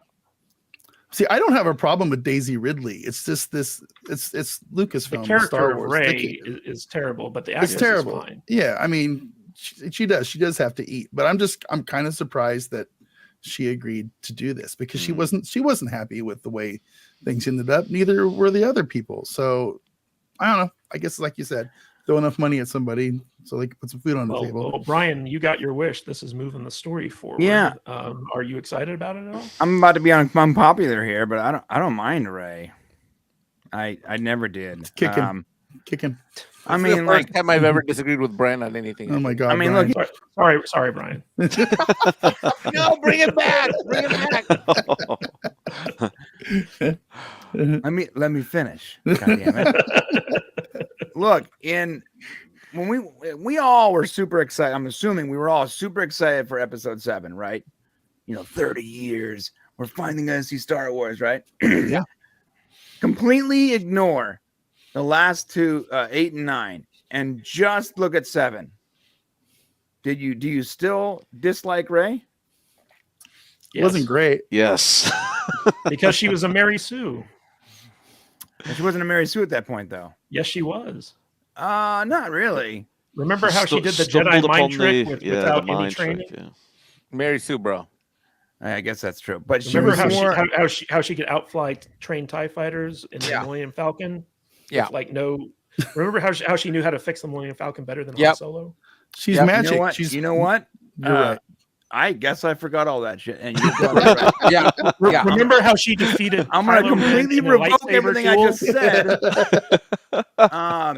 Brilliant. I remember being super excited for that movie, and I remember watching the movie and like, hey, it's a pretty good movie. It felt like almost like a retelling of A New Hope. Yeah. So I guess I was looking at it through rose-colored glasses for that. I never watched it again after that one time. So yeah, you know what? My bad. You guys are right. I forgot about all that. I forgot about the Millennium, like fixing the Millennium Falcon. I don't like that at all. That's not good. So, Ruin the Man Baby. We all know Rey is your favorite character. What's your take on her getting her own movie series? Well, I've got to bring the man himself in. I'm so delighted to see Rey back, and I just want to direct her one more time because she's the best at everything. We do love a bit of Rey, even though Daisy herself can be a bit as cardboard as my mask at times. But no, Rey gives me cold shivers. Yeah, Brian, I fair play to you for for the acknowledgement. I look back on The Force Awakens with slightly rose-tinted glasses. I remember having these conversations with Matt Kadish many years ago. I actually came out of The Force Awakens thinking, oh, that's okay. It was good. It was fun. I was just riding this wave of, Star Wars is back. And it's only with time where I've kind of looked back at it and thought, oh, God, no, the writing was on the wall. So, but to have Rey back, I mean, I think you've hit the point, Matt. You said, who asked for this? Who wanted this? Did Daisy Ridley even want it, other than wanting the giant paycheck that comes with it?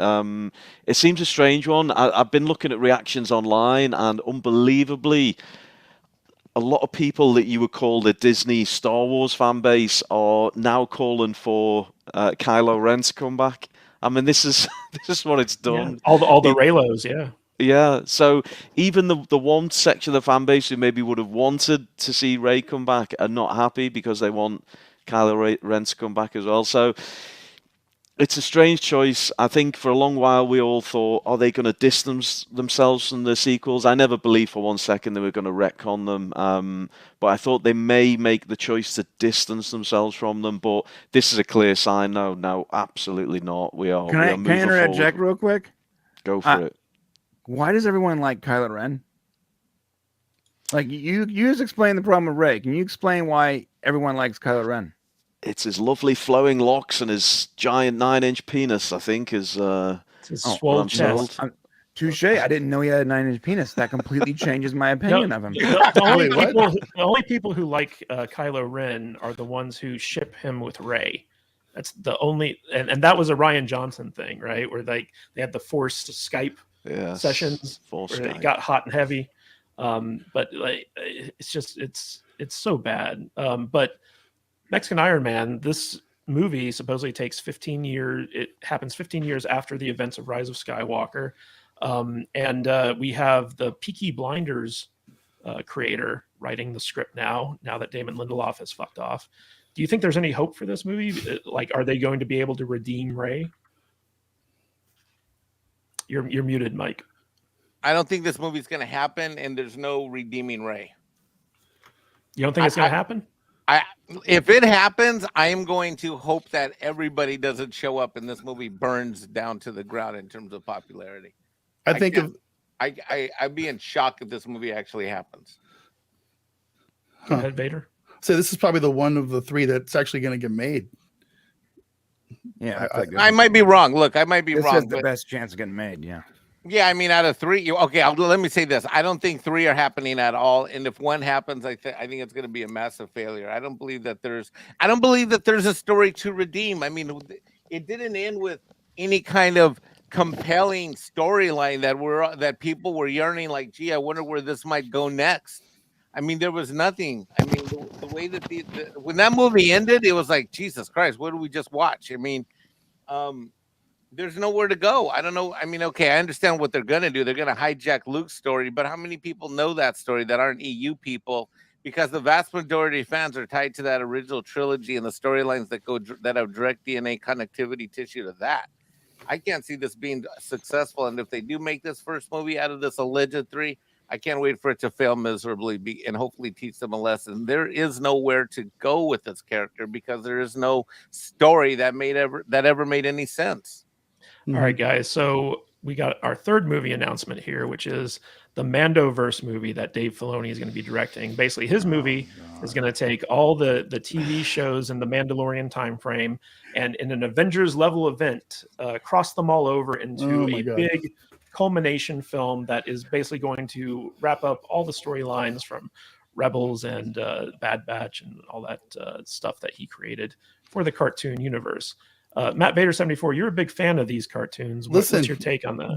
The best Star Wars that has been produced in the last 15 years has come out of those animated shows. I have spoken. That's it. Okay. I agree. If he can pull it off and make an interesting, fun show, then great. I will look forward to this movie. I might even go see it twice. But the potential for a horrendous catastrophe is there as well. I honestly, I don't know if I want to see a movie. I would just assume the Filoni version stay on a small screen, but I guess we'll just have to see where these things go. But I've been saying it all year. The Bad Batch was excellent this year. They really went down some emotional, dark places and some really fun lore stuff. So I'm getting an echo, but this is the one movie that I might actually look forward to the most out of these three that got announced. It's the one I'm the most intrigued by. It's the one I'm most interested in. But again, I don't know if it's actually going to get made. I just don't have the faith in the company that it's going to happen. And yeah, I know, Dennis, it's probably going to suck. That's what sucks about Star Wars these days, is like, I love Star Wars. We all love Star Wars. We all want Star Wars to be good, and they announce all these cool things, but then we always have to end it with a little star at the end that says probably gonna suck at the end of it, and that makes me sad. You know what I mean? There's a little piece in here that just has this little bit of hope that maybe someday Star Wars can be good again. We've gotten it with Star Trek for a little bit, at least for the last few weeks. We've seen something that was good that we all praise and love. I want that to happen for Star Wars. If the rest of the Star Wars world sucks, so be it. But give us one good movie. Maybe this is that one good movie. Maybe he can wrap it all up and give us something cool and end it up. But man, the way the Mando is going right now, I don't have any faith that can happen. So, yeah. But then with the Ahsoka trailer, there's some pretty crazy stuff going on in that Ahsoka trailer. So maybe he'll bring it back around. I don't know, but it is what it is, I guess. All right. We got a £2 super chat from Whiskey Jack. How can you not redeem Space Jesus? Heathens. Yes, this is true. Brian, what's your take on this Mandoverse movie that Filoni's supposed to be directing? Horrible idea. Horrible idea. look, like people love the cartoons, so I understand like trying to make a connected universe with. I mean, I thought this is already a connected universe. I don't understand. Like, you're gonna make another show that already connects to these universes, or you're gonna pull characters. All I know is that Mando season 3 right now is one of the wackiest, worst things I've seen in a long, long time. And I watched the entire season 4 of Star Trek Discovery, guys. So, brutal. yeah. I think maybe Mando needs a break. I think Mando can come back at some point and reclaim its former entertainment value. But right now, I think it needs a break. I think Star Wars needs a break, to be honest. But I think specifically Mandalorian. We had a couple good seasons. It's not working out. And they tried to rinse repeat with Boba Fett, or like I guess a lot of people call it Mandalorian 2.5. And then Obi-Wan, and it's not working. So now we're out of 5 series where they tried to pretty much do the same thing, they've only succeeded in 2. The last 3, or at least so far, this last third one, the third season too. But Obi-Wan, Boba Fett, and now season 3 is not great. So I don't know how you recapture that lightning from the first 2 seasons. But maybe take a break. Take a break, step back, breathe a little bit, do something else, and then reapproach it. It's never going to happen. Because it's not working though, man. And I hate to beat the crap out of this horse, but at the very least, use your licensed Star Wars music that you own. Yeah. For the love of God. I don't get it. You don't like the Mandalorian flute? I don't understand why you don't use Star Wars music in a Star Wars TV show, man. So, Anthony, do you think that, since we're not getting a Rian Johnson trilogy, it seems, do you think that Filoni's the next best thing? Filoni, is he the new Rian Johnson? Wow. He's revered as a god, isn't he, by some of these Disney Star Wars fans. There's the meme of his face on the sun, and they're all kind of bowing to him. I don't. He's kind of a spiritual successor to George Lucas. Yeah, but he seems to lack the storytelling chops of George Lucas. I know he might have done some great stuff in the past that people love, but I'm just kind of judging him on what he's putting out lately, and I don't judge him favorably. What I wonder about this kind of wrap-up movie is, do you really need to give people any less of a reason to tune into these Disney Plus shows than to say, oh, and by the way, there's not going to be any clear resolution because we're going to do that at the theatre? I mean, I don't know. It's what Brian was just saying about do we need a break? That's really interesting, because didn't Bob Iger say about a year or 2 ago, we're going to put the brakes on and we're not going to churn out as much content? And then here we go, we're getting movies announced, we're getting Disney Plus series announced. It doesn't feel like they're scaling back and focusing on quality. It feels like they are pressing on with quantity. So, well, they haven't had a new Star Wars movie in a couple years now. It's been, what, 4 years since Rise of Skywalker? Yeah, how'd you follow up probably that one? Probably like 2 more years until like one of these movies gets going. I think they're worried about the next cinematic release, and rightly so, because Solo lost money, Rise of Skywalker was absolutely panned.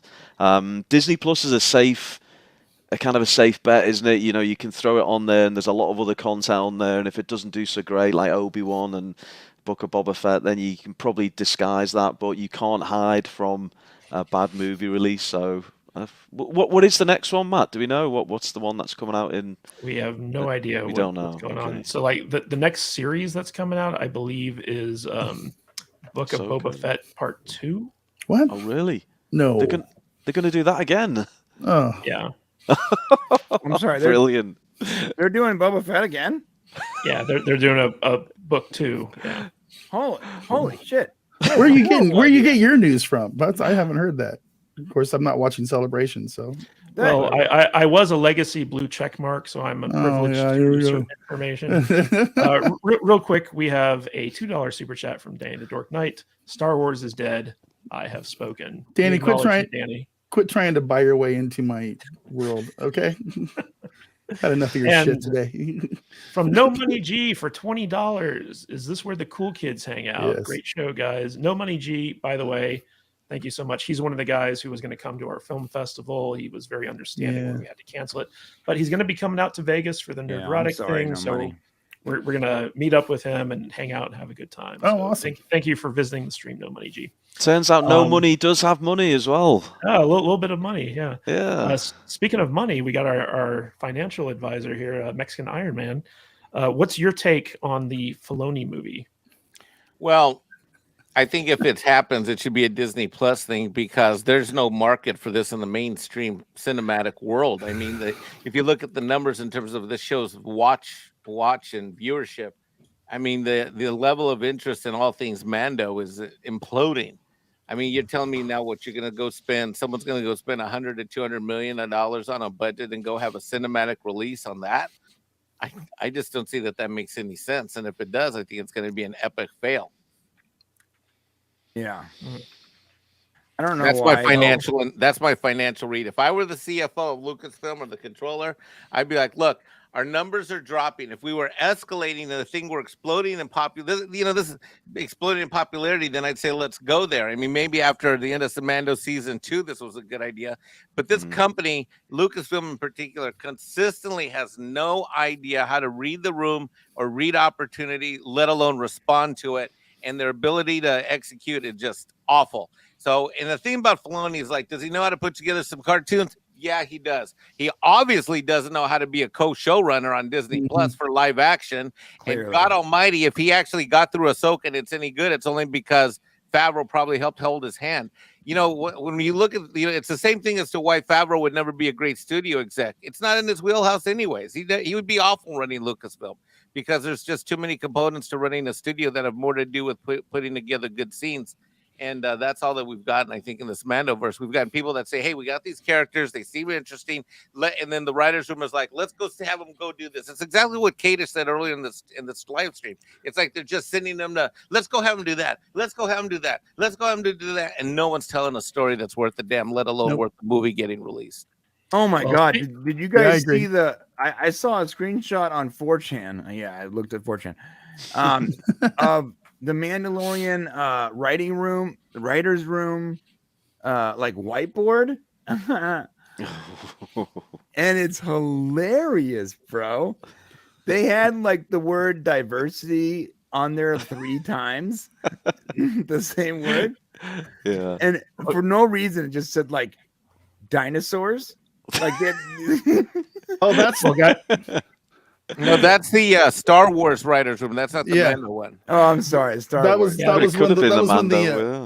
was when the story group was getting together. That was the High Republic story group. Yeah. And I don't want to speak for the gay Latinx guy on the panel, but on behalf of the brown people I know, leave us out of the diversity discussion. We're okay. We're good. Just speaking of diversity, and I'm not gay. I'm non-binary. He's queer. Get it right, Mike. Come on, bro. Sorry. It's ma'am. Speaking of diversity and epic fails, let's talk a little bit about the Rings of Power, where it has been revealed that the Rings of Power, the billion-dollar series that Amazon created, was a massive flop. So according to a Forbes article, only 37% of people who started watching the Rings of Power series finished it. 37, not even 40. 37%. That's hard to believe, And I believe like at least 20% of those were YouTubers whose job it was to watch it and talk about it. Yeah. So Matt Vader 74, we covered this show extensively on Salty Saturdays. Yeah. What's your take on this epic dismal failure? It's our fault that percentage is so high. We're part of the problem, but that percentage is so high. 100%. You're 100% Because correct. we 100% hung around and hate watched that thing so we could talk about it on this very show Every Saturday minute of morning. it, dude. I'm in that target group. Yeah, all of us are. Everybody, most of the people in this chat are as well. I mean, it's funny you say that, Matt, because I don't know the few people I know that aren't YouTubers didn't finish it, but I know I did, and I know almost all the other YouTubers did. Yeah, that thing was brutally bad. That article, I think you have the article linked. The author was really funny, man. He's just like, this Forbes guy is just really based, and he just like flat out said that it came out and it looks like it was written by a Chat GTP robot. And it's wild. He's right. Some of the weird things that they did with this show, it looks like it and feels like it was written by somebody who sort of knew the lore but didn't, and just wanted to insert weird stuff in there to make some filler shit. You know. I mean, it's bizarre. It's bizarre. Yeah. And yes, I do think a large people in that 37% hate watched it. And because maybe like everything else in the world, there's that 5% of weirdos that actually found something good and gratifying and liked it. It's those same 5% of Star Wars fans that are at Star Wars Celebration right now, whooping it all up over there. There's always going to be that 5% of idiots out there that appreciate this kind of stuff. So yeah, it's weird. Whenever people do that, whenever they're like, I don't know how anyone can be a fan of this or that, or whatever, the weirdos. I remember going to Disneyland by accident on some like Disney day. And there were like troves, legions of extraordinarily overweight middle Americans in every Disney ears, goofy hats, the whole grown men, like 50-year-old men, okay, in giant Mickey ears, screaming because they're announcing some new ride opening up. This was like 10 years ago. I was no one can be that much of a fan of Disney, but no, man, there's some weirdos out there. Well, Brian, I think at least 10% of those people stuck around to see what Jeff's fate was in the Rings of Power. That's true. But only good character. But 37% of finishing that, basically, from what this article says, after the first 2 episodes, there was a serious drop in viewership, and by the time the series finished, only 37% of people had watched it. These are dismal numbers for Amazon that has invested a lot of money in this franchise. Are you surprised that like a franchise like The Lord of the Rings had such a dismal turnout? Oh no, I mean, because it wasn't Lord of the Rings, though, right? For some reason, they didn't buy Lord of the Rings. They bought like the notes, the appended, like the cliff notes of one of the stories in Lord of the Rings, and then proceeded to rewrite like that entire era of history and include people and characters that shouldn't have been there, and then proceed to wreck those characters in real time and completely change established characters and established lore. No, I'm not remotely surprised. I mean, I if it was a huge success, I'd be questioning my sanity.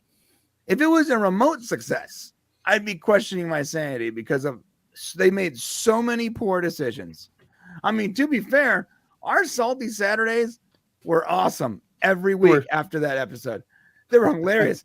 I remember I laughed for an hour and a half every week because of that show. Because of Jeff. Because of Jeff. I still can't get past the whole orc tunnels.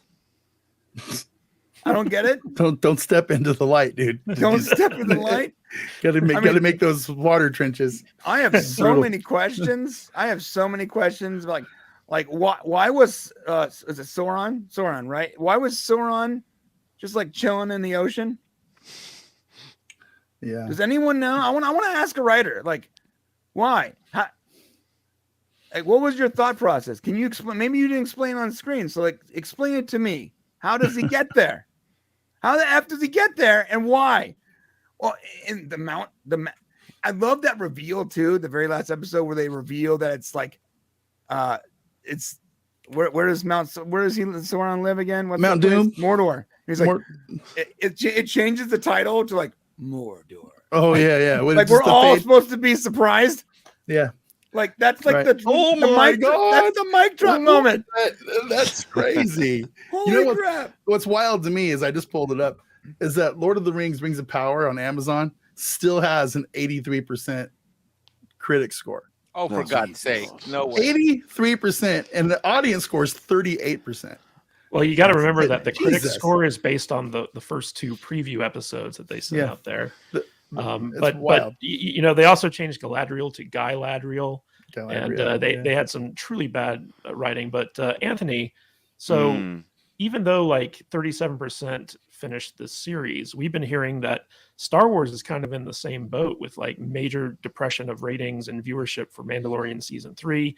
It feels like the 2 most popular franchises on the earth, Lord of the Rings and Star Wars, are dead essentially. What's your take on that? Yeah, so I was in the same boat as you guys, or most people it seems. I tried Rings of Power and I bailed, as it happens, I think second episode, along with probably majority of the audience by the sounds of it. It's interesting what you say about you were doing a kind of a weekly review, so you stuck through it and plowed through it and hate watched it. We're doing a similar thing with Mando on the Brown Lions channel. We review it every Wednesday after it. Now, would I have stuck with Mando if I wasn't having to watch it to review it every week? I don't know. Maybe it's entertaining me in a weird kind of way just by how bad it is. But yeah, Rings of Power. I mean, I had Prime. I had free access to Prime. I just couldn't do it. Characters not compelling, story not interesting. It was it not the one of the most expensive TV shows ever made as well? Yeah, Seems right, to yeah. recall. Was. Yeah, $1 billion. Wow, what a flop. Dude, if I cared more, I would have like created a Chrome extension that you can install while you're watching it, and it counts the amount of money being spent every minute that you're watching that show. Yeah. Well, we calculated Well, that, I think, and it was like $1 million per minute. Something. Well, before we get to Mexican Iron Man's take on this, I want to introduce the man, the myth, the legend himself, the greatest Midnight's Edge contestant ever, Tom Connors Jr.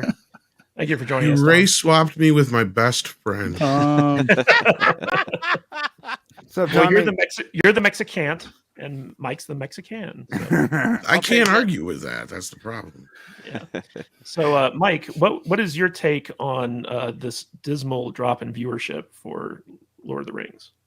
I Does guess this spell doom and gloom for Amazon's plans? I believe it does. I have two quick comments. One is that when I finished watching that, I thought it was the dumbest TV I'd ever seen until Mandalorian season 3, which I think is actually dumber than all of Rings of Power, which to me is just a phenomenal feat. After that last episode, it literally to me just took that platinum level trophy away from Rings of Power, because I don't think any episode of Rings of Power was as bad as that last Mando one.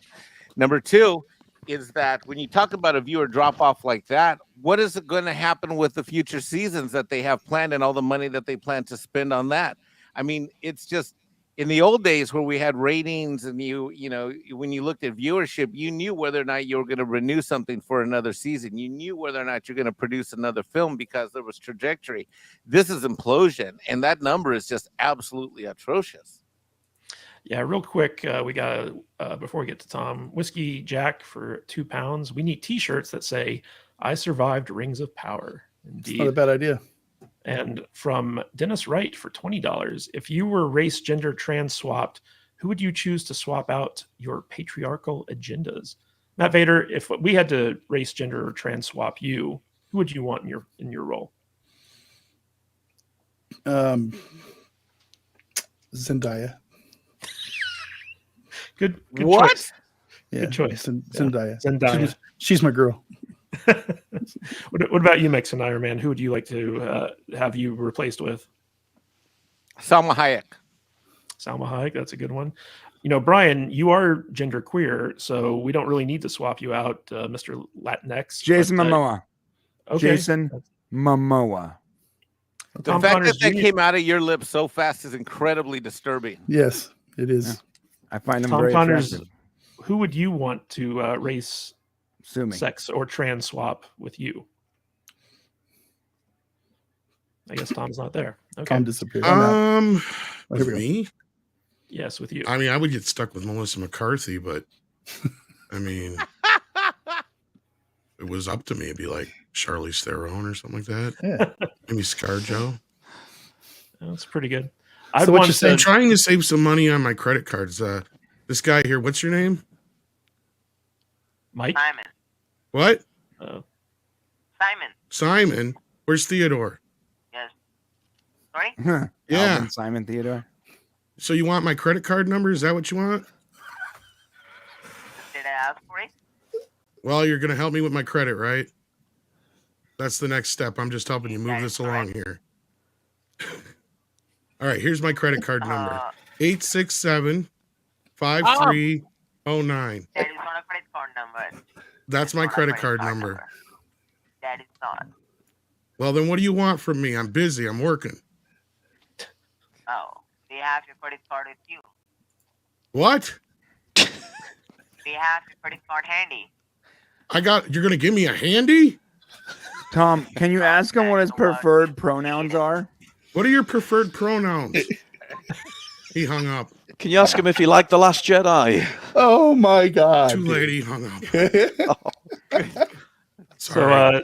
Anthony, who would you want to be race, gender, or trans swapped with? Oh, wow. I've dashed to the toilet, come back, and you're talking about a very bizarre topic. Who would I want to be? Chat, yeah. Race swapped? Yeah, who would you want I can do replaced with? both. Yeah. I'll go race swapped and gender swapped with Lizzo. Yes. Yeah. Give me Lizzo. And I would prefer to be swapped with Dylan Mulvaney because she gets tons of brand deals. Easy on the pronouns, Matt. Yes, I know, right? And from the Dork Knight for $5, I literally bailed on the Salty Trekker for our Wednesday show because I do not want to review Mando anymore. I don't blame you, Danny. Hey, you I know don't what? I just blame you realized, at Matt, all. and you would still have a penis. Yes, I would. And I Bro, would be money, fabulous. brand deals, and the ability to jerk. Yeah. I mean, come on. There's no downside. There's There no really is. downside. Well, All right. I can think of a few. Speaking of no downside, let's talk about Star Trek Picard, Episode 8, Surrender. So I know that two of our panel haven't yet watched this episode. I don't blame them because a lot of people are basically abstaining from Picard because, like Rings of Power, I believe that most of the ratings from the first two seasons of Picard came from YouTubers who were hate watching it, like us. But season 3 has been very good. However, I was a little bit disappointed with episode 8 because I heard all this build up from people who'd seen it. It's like, oh, it's a banger of an episode. It's so good. It's so good. And it wasn't a bad episode, but it didn't live up to the hype that I felt it had gotten. We got the reunion of the full TNG cast finally, which was nice. We got the resolution of Data, basically becoming Data again. So we got old Data now. Kind of a new Data, an upgraded Data, Windows 11 Data. Windows 11. Yeah. Yeah, Windows 11 data. the That's Windows extra good. 11 with chubby Service data? Pack 2. yeah. We got Chat GTP Data basically. Yeah. And we've got basically Vatic is no more, and the Shrike was destroyed, and we had some good hero moments there, and we got a build up to what is the mystery behind Jack Crusher.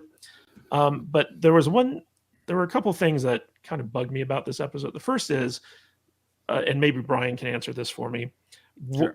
When did it become standard operating procedure to have the view screen open up into space? Like, is that standard on all Trek ships now, Federation ships? Like, where did that It's- come from? That is a TNG thing, and it was also an Enterprise too. They had the ability to blow that hatch So it didn't blow; it kind of opened up like a barn door, or whatever. It looked like a it's- force field. Yeah, it's like an emergency thing where, like, in order to get off if you crash or whatever. Like they had that ability. In fact, when they crashed in that movie, what was it? Nemesis? No, that was Genesis. Generations, right? Yeah, Generations. Generations. That whole panel opened up when they were on the bridge collecting his crap. You can see it and people coming in and out of it. No, that's a thing. I mean, Okay, I didn't really know that was a thing. I thought that was kind of weird. But like, instead of blowing the hatch, as soon as they got control of the ship back, couldn't they have just teleported all the bad guys into the brig or out into space or something like that? yeah. I asked the same question until I saw the next 2 episodes. Okay. There you go. Also, one thing that bothered me is you have the big TNG reunion. In fact, Worf was even wearing his little sash thing, which was kind of cool. But I kept wondering. I'm like, when they have these big strategy meetings, where's Shaw and Seven? Like, as commander of the ship, shouldn't they be involved in these talks? Yeah, I asked the same question. I was told that is not the ready room. That is the conference room.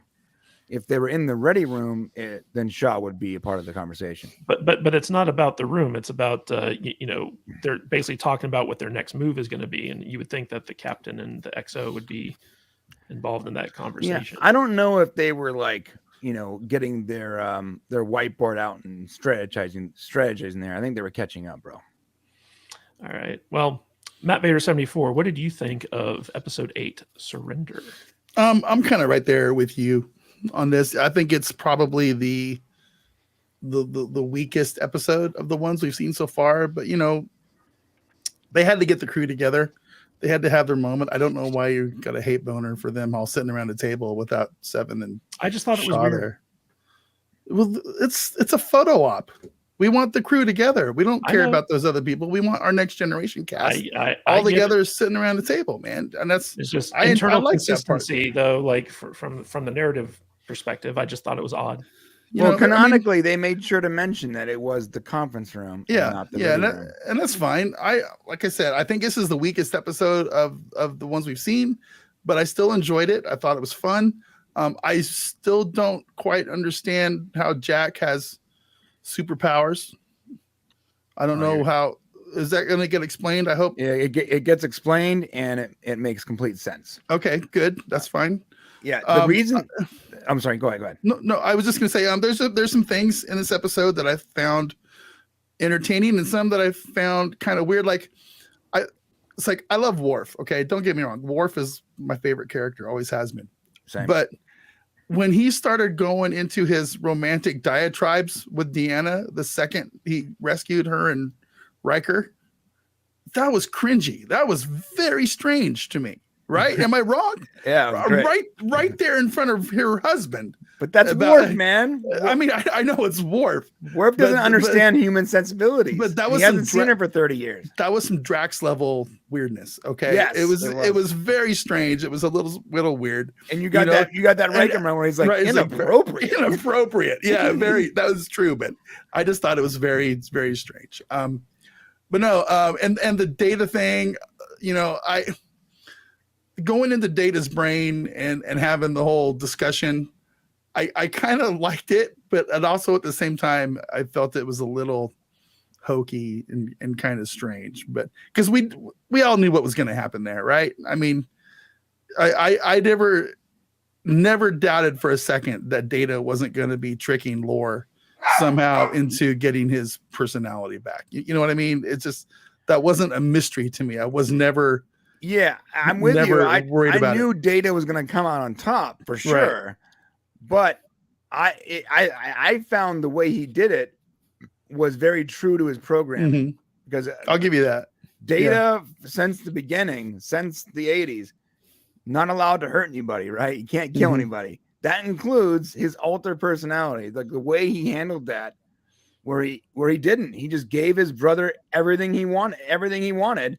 But what he was giving him was his memories, aka his code. Yeah. It was very clever. Brian, one of the things that surprised me about this episode was basically Vadic, who's been the main antagonist for the entire season. She basically died. She got killed off. Yeah. So I was like, wow, that was kind of surprising and anticlimactic. I mean, basically Jack Crusher pulls the Princess Leia and Jabba the Hutt's thing with like the bomb and keeps Vadic at bay until he's able to blow her out the hatch. But are we going to see her coming back? Or is she done? she gone? I mean, there's no way I can answer that without ruining something. So Okay. I won't. But I'll tell you this, Vatic, and I think it's very clear, and maybe you don't know this yet, but Vatic was not the big bad. No. Yep. Vatic was just a hired. She whatever it is was a hired gun. And it was a hired gun that had 3 episodes of television for, to introduce you to her in 3 episodes. I understand the criticisms that she was sort of a mustache twirling, one-dimensional villain in the first few episodes. I feel like in order to build her backstory and still focus on the other 12 characters, I think we got something really great out of it with explaining her motivation and all that. And when you find out, who's really behind it and all that, it'll make more sense to you. All right, so it's a situation where we have to wait for the season to be over. Like the big bad is great. The actual big bad is great. Vatic was not a big bad. I remember when I was first watching this for the first time, I was thinking, man, they're gonna ask me what I thought, and I'm gonna tell them that this character sucks. I that's what I was thinking. I was like, I'm 3 episodes in, I'm like, I have to tell these people that this character sucks. Now, then 6 episodes in, I'm like, okay, the character's better. And then when I realized that it is not the big bad, I was like, oh, thank God, because I don't want the big bad to be this person that, this character that I was just introduced to. Make it a race, make it something I'm familiar with, because you don't have 5 seasons to set this up. You have 10 episodes. That's it. You got 10 episodes. So you got to rely a little bit on your previous knowledge of Star Trek to really appreciate the entire story, because this is not the first season of a show. This is the final season of TNG. This is what this is. So if you're not going back, if you're not utilizing characters and canon from the other 30 plus years, then you're making a mistake, because this is not the first season of a TV show. It is the final season of a TV show. Yes. And we have 2 more episodes left of Picard season 3 and 2 more episodes left of The Mandalorian season 3, which we will be talking about next episode. But I want to end on something that we can all talk about, which is the new Indiana Jones 5 trailer, which was dropped as well. So, we've had a love-hate affair with Indiana Jones 5, which I still think it's weird they never made a 4th movie, but that's just me. Weird, right? But completely it's very, very weird. Yeah. But James Mangold came after the Salty Nerd podcast a couple years ago for simply pointing out that Indy 5 wasn't directed by Steven Spielberg, was produced by Kathleen Kennedy. Harrison Ford is in his 80s, and the script was written by Jonathan Kasdan. Now, Jonathan Kasdan thing wasn't necessarily true, because when Mangold came in, he rewrote the script himself. But Mangold cared so much about that tweet that I put out that he came after us. And so we've been watching Indiana Jones 5 with great interest, because even though we want it to be good, it's still James Mangold. So the latest trailer came out, had a very odd music choice to it. It was all set to Sympathy for the Devil, and then it goes into the Don't you like the Rolling Stones? They had a Rolling Stone in my first movie. I agree with the music choice. That was odd for me, but the trailer itself was pretty good. Yeah. So before we get into reactions here, I just want to call up the super chat from Danny the Dork Knight. We acknowledge you for $10. Quit acknowledging him. I can't wait for Salty Trekker and I are on your show the 22nd because he's been dumping huge amounts of salts. He hates this season, and I really don't understand why. So Salty Trekker does not like Picard season 3. So miss the 22nd. Gotcha. So Danny must have gotten his refund. Kidding. It's because he's not a TNG fan, bro. He's a TOS fan. He's a TOS fan. Salty Trekker is an original series. And I never agreed to have you back on the 22nd, so we're going to have a talk off camera. Yeah. I know for a fact that Salty Trekker might appreciate TNG, but he doesn't like TNG.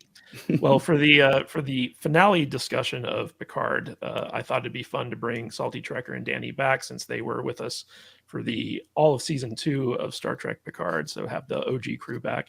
But Tom Connors, what was your take on the Dial of Destiny trailer? My God in heaven. What did they do to our poor boy? This didn't feel like an Indiana Jones trailer. It felt like I think people have been calling it like just some typical like spy movie and stuff like that or whatever, because it just does not have any Indiana Jones in it. And John Williams isn't even dead and he's spinning around in his grave because you got woohoo in the back of the dun dun dun dun dun dun dun woohoo dun dun dun dun. It's like, oh my effing God, I wanted to throw some crap out the window at that point. I have zero hope for this movie. And as I've said before, Matt, you know, him coming after you like that, the way he did, he fucked himself. Pardon my French, but he really did, because I've said it before and I'll say it again until the movie comes out and we know how it is, although we kind of already have an idea of how it is. And that is, if he had just kept his dang mouth shut, the movie only had to be better than Crystal Skull. That's it. Leaving the franchise on a high note. What's Crystal Skull? Exactly. Exactly my point. Now it has to be just as good as the first 3 films, because you went and stuck your foot in your mouth. Instead of coming out in his response to Matt being, look, I get it. I totally understand. I'm a huge fan. I don't think I could ever live up to Spielberg, but hopefully I deliver a decent film and you guys enjoy it. Me and Harrison are excited for it. That's all he had to say.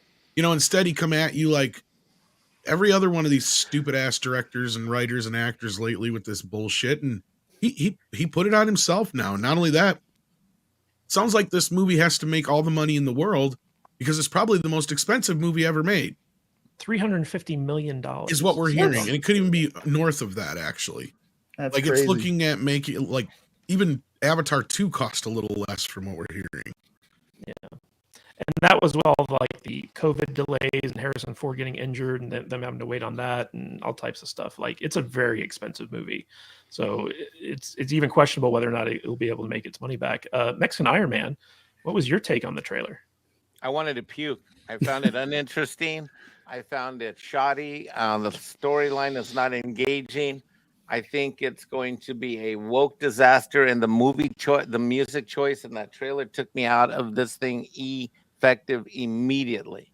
I don't know who thought that was a good idea, but if you're going to go back to something, to an IP and try to make money off of it, they should have at least grabbed some John Williams music to maybe grab you in. I was repulsed and repelled by this 100%. I have zero interest in watching this, and there still will only be a few indie movies, and this one for me, and this will not be one of them.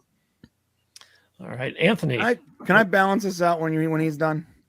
Yeah, of course. Balance Anthony, out this. We were what like was your going to take? disagree twice in the same day. I haven't disagreed with you or anything like in 4 years, 3 years. I'm taking back my previous disagreement because now I agree with you. Okay. But on this, we disagree. All right. We'll get to you in a second, Brian. Anthony, what is Ruin the Man Baby's take on the new Indiana Jones trailer?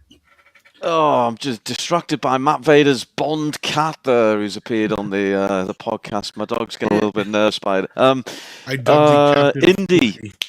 Indie. Okay. What makes me nervous about Indie, because I'm a big Indie fan. Oh, by the way, it reminded me of a good prequel for Brian, Temple of Doom. Was that a You haven't prequel? Yeah, it's a prequel. Oh, There you so go. glad. I'm so effing glad I didn't know that. There you go. And Temple of Doom, I love Temple of Doom. I know people don't like it. I like it. Yeah, I think that the lead actress is so freaking hot. It's insane. Sorry, go ahead. Well, there you go. There's the half decent prequel you're looking for. So yeah, this indie one. I mean, it should have finished at Last Crusade, shouldn't it? It was such a great end, and they literally rode off into the sunset, and that should have been it. And we don't want to talk about Crystal Skull. Fine. My big problem with this is Phoebe Waller-Bridge. I cannot stand that actress. She's in a British series called Fleabag, which was just cringeworthy.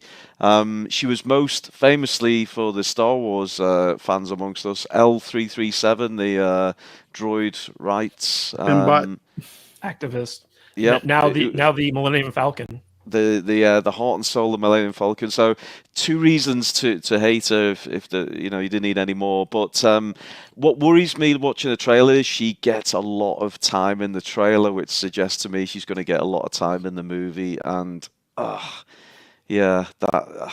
As for the trailer itself, I mean, there was a lot of punching people in the face. It just felt like every other scene was someone getting punched in the face. Yeah, I'm scarred from what they did in Crystal Skull, and I didn't know about the whole Mangold thing, by the way. Here's me praising him earlier on.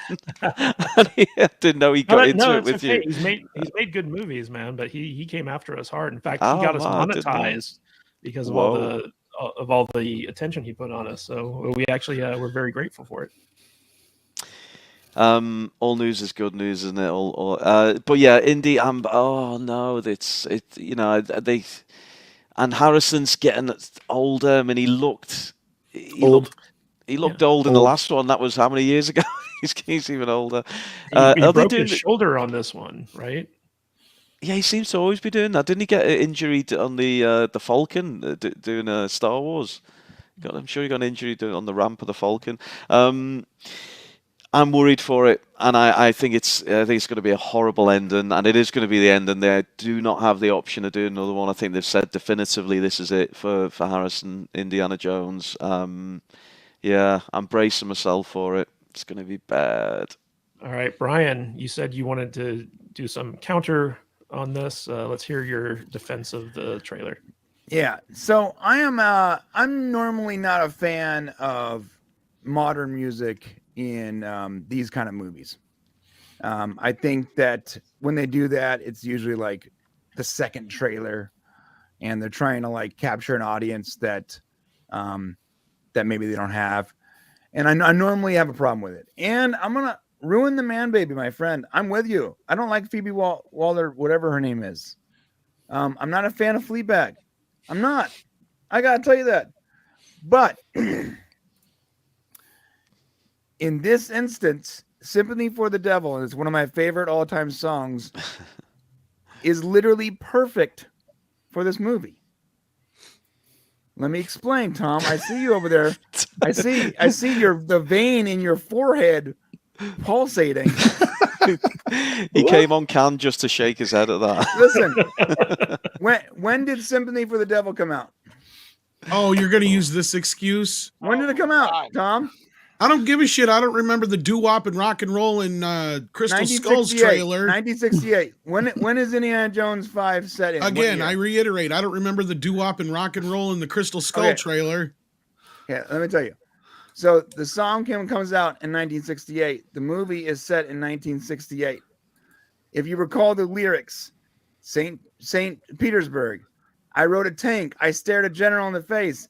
These are all things Indiana Jones has done. This is a good song for this movie. We can agree. I don't like modern music in these kind of adventure movies, but in this instance, it really works.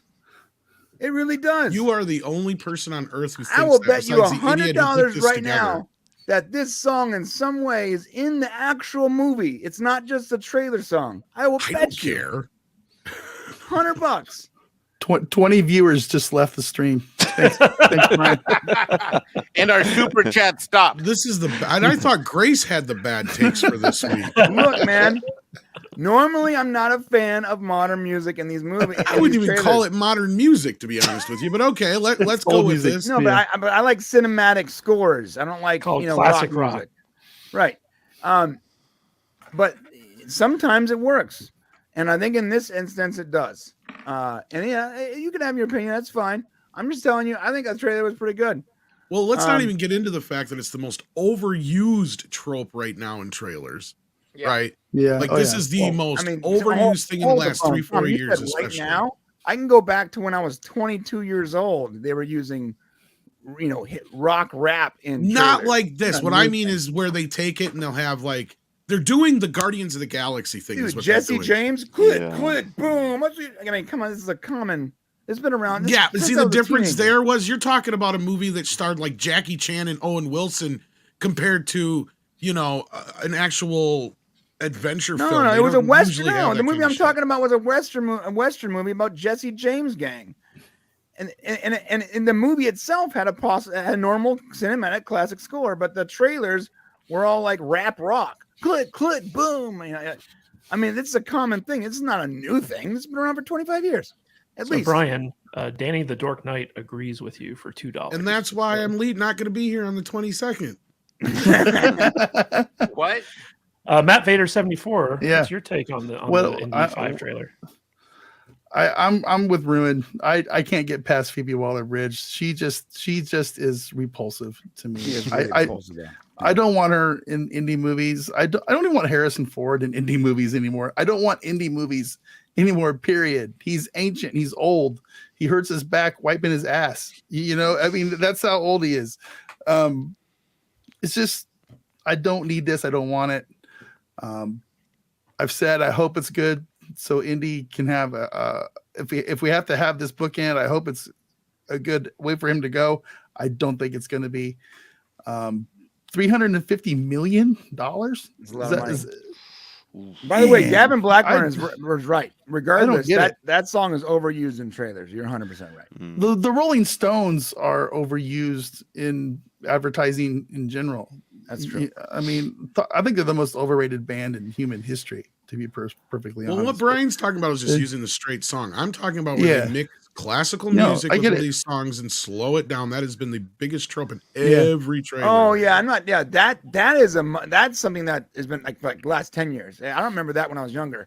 I was talking about using like hip hop James Gunn style. James Gunn If it's style appropriate stuff. for the film, fine, but it is not appropriate for Indiana Jones. I don't care it's what not. era It's not. It he's wasn't in. appropriate for Marvelous whatever that Western movie 15 years ago, and they used rap music.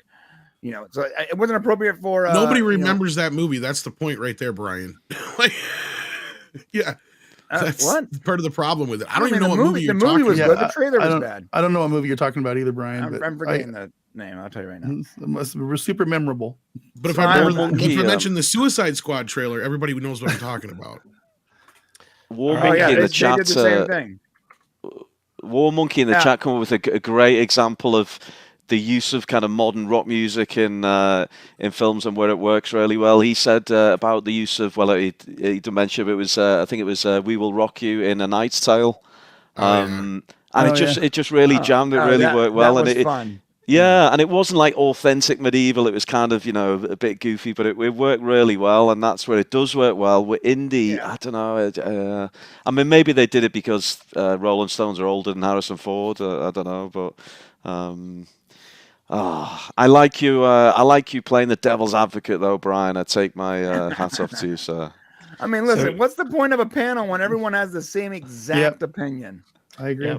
So, guys, we're going to wrap things up here, but before we do, I just want to remind everyone to type in #SaltySaturday in the chat if you want to be entered into the giveaway for the extra wallet. But before we get to the winner of that, let's go around. Tom Connors, thank you for joining us, even though you were a bit late, but we always appreciate you having you on the show. Where do you have any final thoughts, and where can people find more? Yeah, you can find me on Midnight's Edge After Dark. I'm sorry I was late. I overslept. Mikey was here though in my stead, so I don't know what y'all covered earlier, so I can't really say offhand, but yeah, the whole Star Wars thing is just hilarious. The funniest thing is, I don't know if you guys mentioned, Jon Favreau was nowhere to be seen. And all of a sudden, all his series are done. Oh, did he finally show up? Yeah. I'm pretty sure Mickey Mouse has him trapped in a closet somewhere. Well, notice how all his series have just automatically been just dusted off the table, and they're ending Mandalorian with a movie now instead. It's very weird. Yeah. It's funny. Leslie Headland came out and got booed. I don't know. Other than that, go see Mario. It was fun. I didn't love Already it. got my tickets. We're going to be seeing it real quick. We got Danny the Dork Knight for $5. Seriously though, if I don't die from testicular cancer, can I get a refund? LOL. Nope. All sales are final. Sorry, Danny. but we do acknowledge you. So thank you for I don't acknowledge him. Acknowledged. Danny, I'm sorry, Danny, but all I got is a picture in my head of you riding around on your giant ball sack like it's a bouncy toy from South Park. South Park. Yeah. With testicular cancer. So yeah. Mike, Mexican Iron Man, any final thoughts, and where can people find more about you? I'm pretty much wherever Tom goes. Midnight Sedge After Dark, and I guess my final thought is that Disney is a company that, between Star Wars, Marvel, and just its overall operations in general, is a company that's in chaos and with great interest. This is a story for the ages. I don't know if this company is going to survive, and whatever company does survive, I can't believe that they're going to be able to keep this going. So it's going to be, we live in interesting times. We'll remember this many years into the future. Indeed. And Gasso for $14.99 Australian. Good day, Salty Crew. Good day, Gasso. Good to see you again. Haven't seen you around in a while. Good to see you. Old school supporter of the show for sure. Yep. And of course, Ruin the Man Baby, Anthony Ergo. Definitely check out his books. He's a great author. Anthony, any final thoughts, and where can people find more about you? Well, if I've been parodying this round-headed arsehole for 5 years now, and if you want to catch more of that stuff, you'll find me at Ruin the Man Baby on Twitter. 5 years. I created that account to have a little bit of fun after The Last Jedi for a couple of weeks, and 5 years and 13,000 man babies later, we're still taking the piss out of Star Wars. But in my opinion, where we are with Star Wars, and I think Tom hits on a lot of the main points, it's just there to watch it burn now, I think. And if all we can do is just laugh at it as it dies a slow death, then we will have a good laugh. So I tweet about Star Wars. We are wrapping up our Mandalorian review. It's so funny. Most of the people who come on our stream no longer watching the Mandalorian. They just kind of watch our review and watch the reactions. And but we've got 2 left to do. So that's at the Brown Alliance every Wednesday. But this has been fun, and you've got a great panel here, Matt. So thanks for having me on. Well, I don't know if you remember this, Anthony, but there was a time when people thought that I was behind the Ruin Johnson account before got doxxed. Before I was demasked. Yeah. There was, in our private Twitter DMs, everyone was like, "Kadish, this isn't you? I thought that this was you the entire time." I'm like, I don't hide behind sock puppet accounts. I'm sorry. I do. Yes, and you've been pretty consistent with it over the years. In fact, you have your shill rankings, right? Like top man babies, the shill wars. The shill wars, yes. Yeah, I've got some stick for that over the years, but upsetting the right people, shall we say? I'd like to think I've played just a very tiny, small part in Rian Johnson not getting his trilogy. So that's my small claim to fame. He did retweet me once, and he said he's still working on it. Yes. Well, there we go. It's still in the works. All right, Brian from the Popcast. Any final thoughts, and where can people find more of you? Be prepared for this coming Thursday, episode 9. So this episode 8 of Picard this last week was the beginning of the final act. So we're in the final season, and now we're in the final act, and that was the setup for the final act. And it's gonna be a wild couple weeks for a lot of people. And I really hope that you guys enjoy it as much as I do. As far as finding me, you can find my latest video on the Popcast Prime account. We just dropped our review for last week, plus a couple Easter eggs and the Terry Metalis interview. And then on Raw Rant with Matt at 2:00. And I believe Daniel Davis canceled, right? So it's Connor Trenier and I forgot his name. Shuttle Pod guys. It's the 2 guys from Enterprise. And Robert Meyer Burnett and me and Matt and Shane. That'll be fun. That's going to be good. And then hopefully the following week we get Daniel Davis, and the following week after that we get Jonathan Frakes. That's the plan. What? That's the plan. Man. I'm going to have to come Shane on that got show. an email back from some lady that was like, we don't want anything to do with you, but she left her phone number, so he just called her. right. Yeah, so it's gonna be good, man. Yeah, and Raw Rant is on every Monday at 2 p.m. Pacific time. So that's 3 p.m. East, or I'm sorry, that's 5 p.m. Eastern. So like, definitely check those out. Those have been a lot of fun. Robert Meyer Burnett and the Popcast guys nerding out with people from Star Trek in general. It's a lot of good stuff. Matt Vader 74. Yeah. What do we got going on in the channel? Oh man, yesterday or Friday, was that yesterday? Yeah, yesterday we dropped our why is Hollywood hate redheads video. That was a lot of fun. Getting some good feedback, comments on that. Ryan said he really liked that one. Yeah, that was some good stuff. Next week, in the same vein, we're going with why does Hollywood hate fat people? So I had a lot to say about that one. I actually Fatties Unite. Next week is the Wandering Earth review. Oh Jesus! You got to quit changing shit and not telling me about it. Okay? I didn't change that. That was always on the schedule. With Whatever. Dr. Thomas Target. The redhead. Just quit asking me questions. Was I'm tired of hilariously it. good. It was funny. It was informative, and more people need to know that Hollywood is attempting to kill off all gingers. Is it? And so anyway, look for why does Hollywood hate fat people sometime in the far future. That's a discussion we had. It'll be the week of the finale of Star Trek Picard. It's too far away. Can I get Matt? How much do I have to super chat to get Matt Vader in a Lizzo like thong outfit? That's never ever gonna happen. Oh, that'd be great. Never ever. Gotta be a number. I'm gonna talk to Cadence. There's a No. number. I'm gonna get the number. Why do you hate fat people? There is a number. What's wrong with you, Mike? That's terrible. Mike, I'll go in on that with you, bro. Let's see what that number is, dude. Patreon coverage. We're doing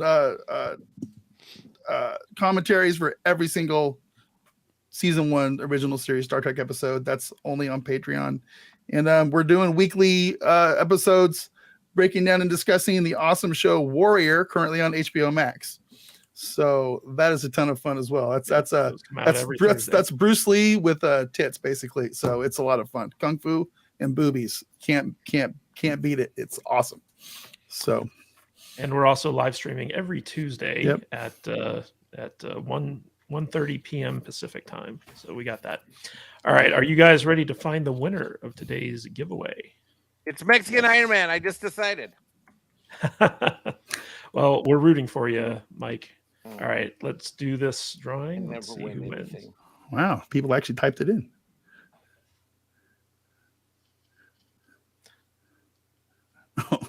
Oh, Danny's mom. Penny. All I right. was this close to the Dork Night, man. Hey, Penny. Penny now gets an entry in the finalist drawing for the free extra wallet, which she can then give to her son. Danny, No, I'm going to say, if she wins, she cannot give it to Danny. That is a rule I'm going to put down. Listen, So, That is guys, not a rule. You can It give is the a wallet rule. to anyone you I got want. like 6 of these wallets. They're really good. You're gonna want them. Show them again, Brian. There we go. He's got tons of them. That's pretty good. I literally have like 5 of these things. All right, guys. Well, we want to thank everyone who gave us super chats. This is probably our top super chat by stream far. that we've ever done. By far. We have 33 super chats. Most of those are from Danny the Dork Knight. So we acknowledge Yeah, I you, don't know Danny. what's up. I don't acknowledge him. See what happens when you get. See what happens when you have 2 Latinx guys on the stream. I'm telling you. That's what it is. I know, right? Boom. They Latinx pull in repping. pull in the super chats. I actually think it's Anthony who brought it in with his dulcet tone voice. So I want to thank Joker Voice, Mexican Iron Man, Bob Dorsey, the new reigning super chat champion, Scotty Dub, who has vowed to dethrone Bob Dorsey at some point, the Dork Knight, the Astro Nerd Boy, Fluffy Panda, Shorty Short, Dash Attack, Jeffrey Jackson, Whiskey Jack, No Money G, Dennis Wright, and Gosso. Thank you all so much for supporting the stream and the channel. We really appreciate all the love and support you guys give us. Thank you for being here in the chat. And thank you for watching. And we will see you all next week. Same salty time, same salty channel. And until then, stay salty, my friends. Stays.